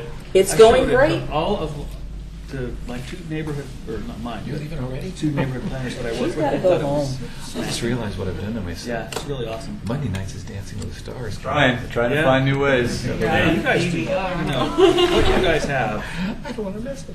You guys do a lot. Well, thank you. We're trying to reinvent the public outreach here. Yeah, well, yeah, it's. I was at a meeting recently. Well, you know, one other thing I just wanted to say while we're all here, and it kind of ties in a little bit with what Jennifer was saying, is that when we have an issue that I've got a question about, typically I've just directed my email only to Tony. And I'll say, Tony, what about this procedure? But if I have a communication that I want to communicate with the other commissioners, then I'll send it out to everybody. And Tony. And I've Tony. sent it out to everybody That's the and big Tony. thing. I found an So- article and I sent it to you guys because it was something I And thought you might be interested in. Tony's always in the communication, no matter what, but I don't send communication to any other individual commissioner. I either send it only to Tony or to everybody. Yeah. And the thing I've found helpful is that Tony is really good about getting back to you right away and giving you a good response to it. Nothing that does with a file. I don't have any of your emails, but I've stopped using one that I use for CIC, and I've given Tony a new email that I'm going to be using only for planning department, planning commission. So when he sends out something, it may be a different email than I've ever used before. Got a question for Jennifer. What you did tonight, is that going to be made known to the commission? I don't know if some of those people know what goes on here in the legal sense. I think that they get a training as well. Yeah, I mean, we do this, you know, we do some training with them, but in terms of, I can certainly give them an update today. I think it It's would, very similar, I think. Actually, I mean, this they is- know they get a recommendation from you on particular matters, and they know that some matters come up on appeal. and you This made is a really decision. similar to what we've had a couple times before, just a slightly different format. Yeah, and the law doesn't change that much. Yeah. You know, sometimes we want to highlight something that's just come up at a LULA hearing or something that you've all heard of or know about and want to highlight that as an important. I recommend that the neighborhood association presidents or chairman get a copy of this to just keep them advised as to what's going on. Really. And this is available for viewing. We know. Are we done? Yeah. We're adjourned. You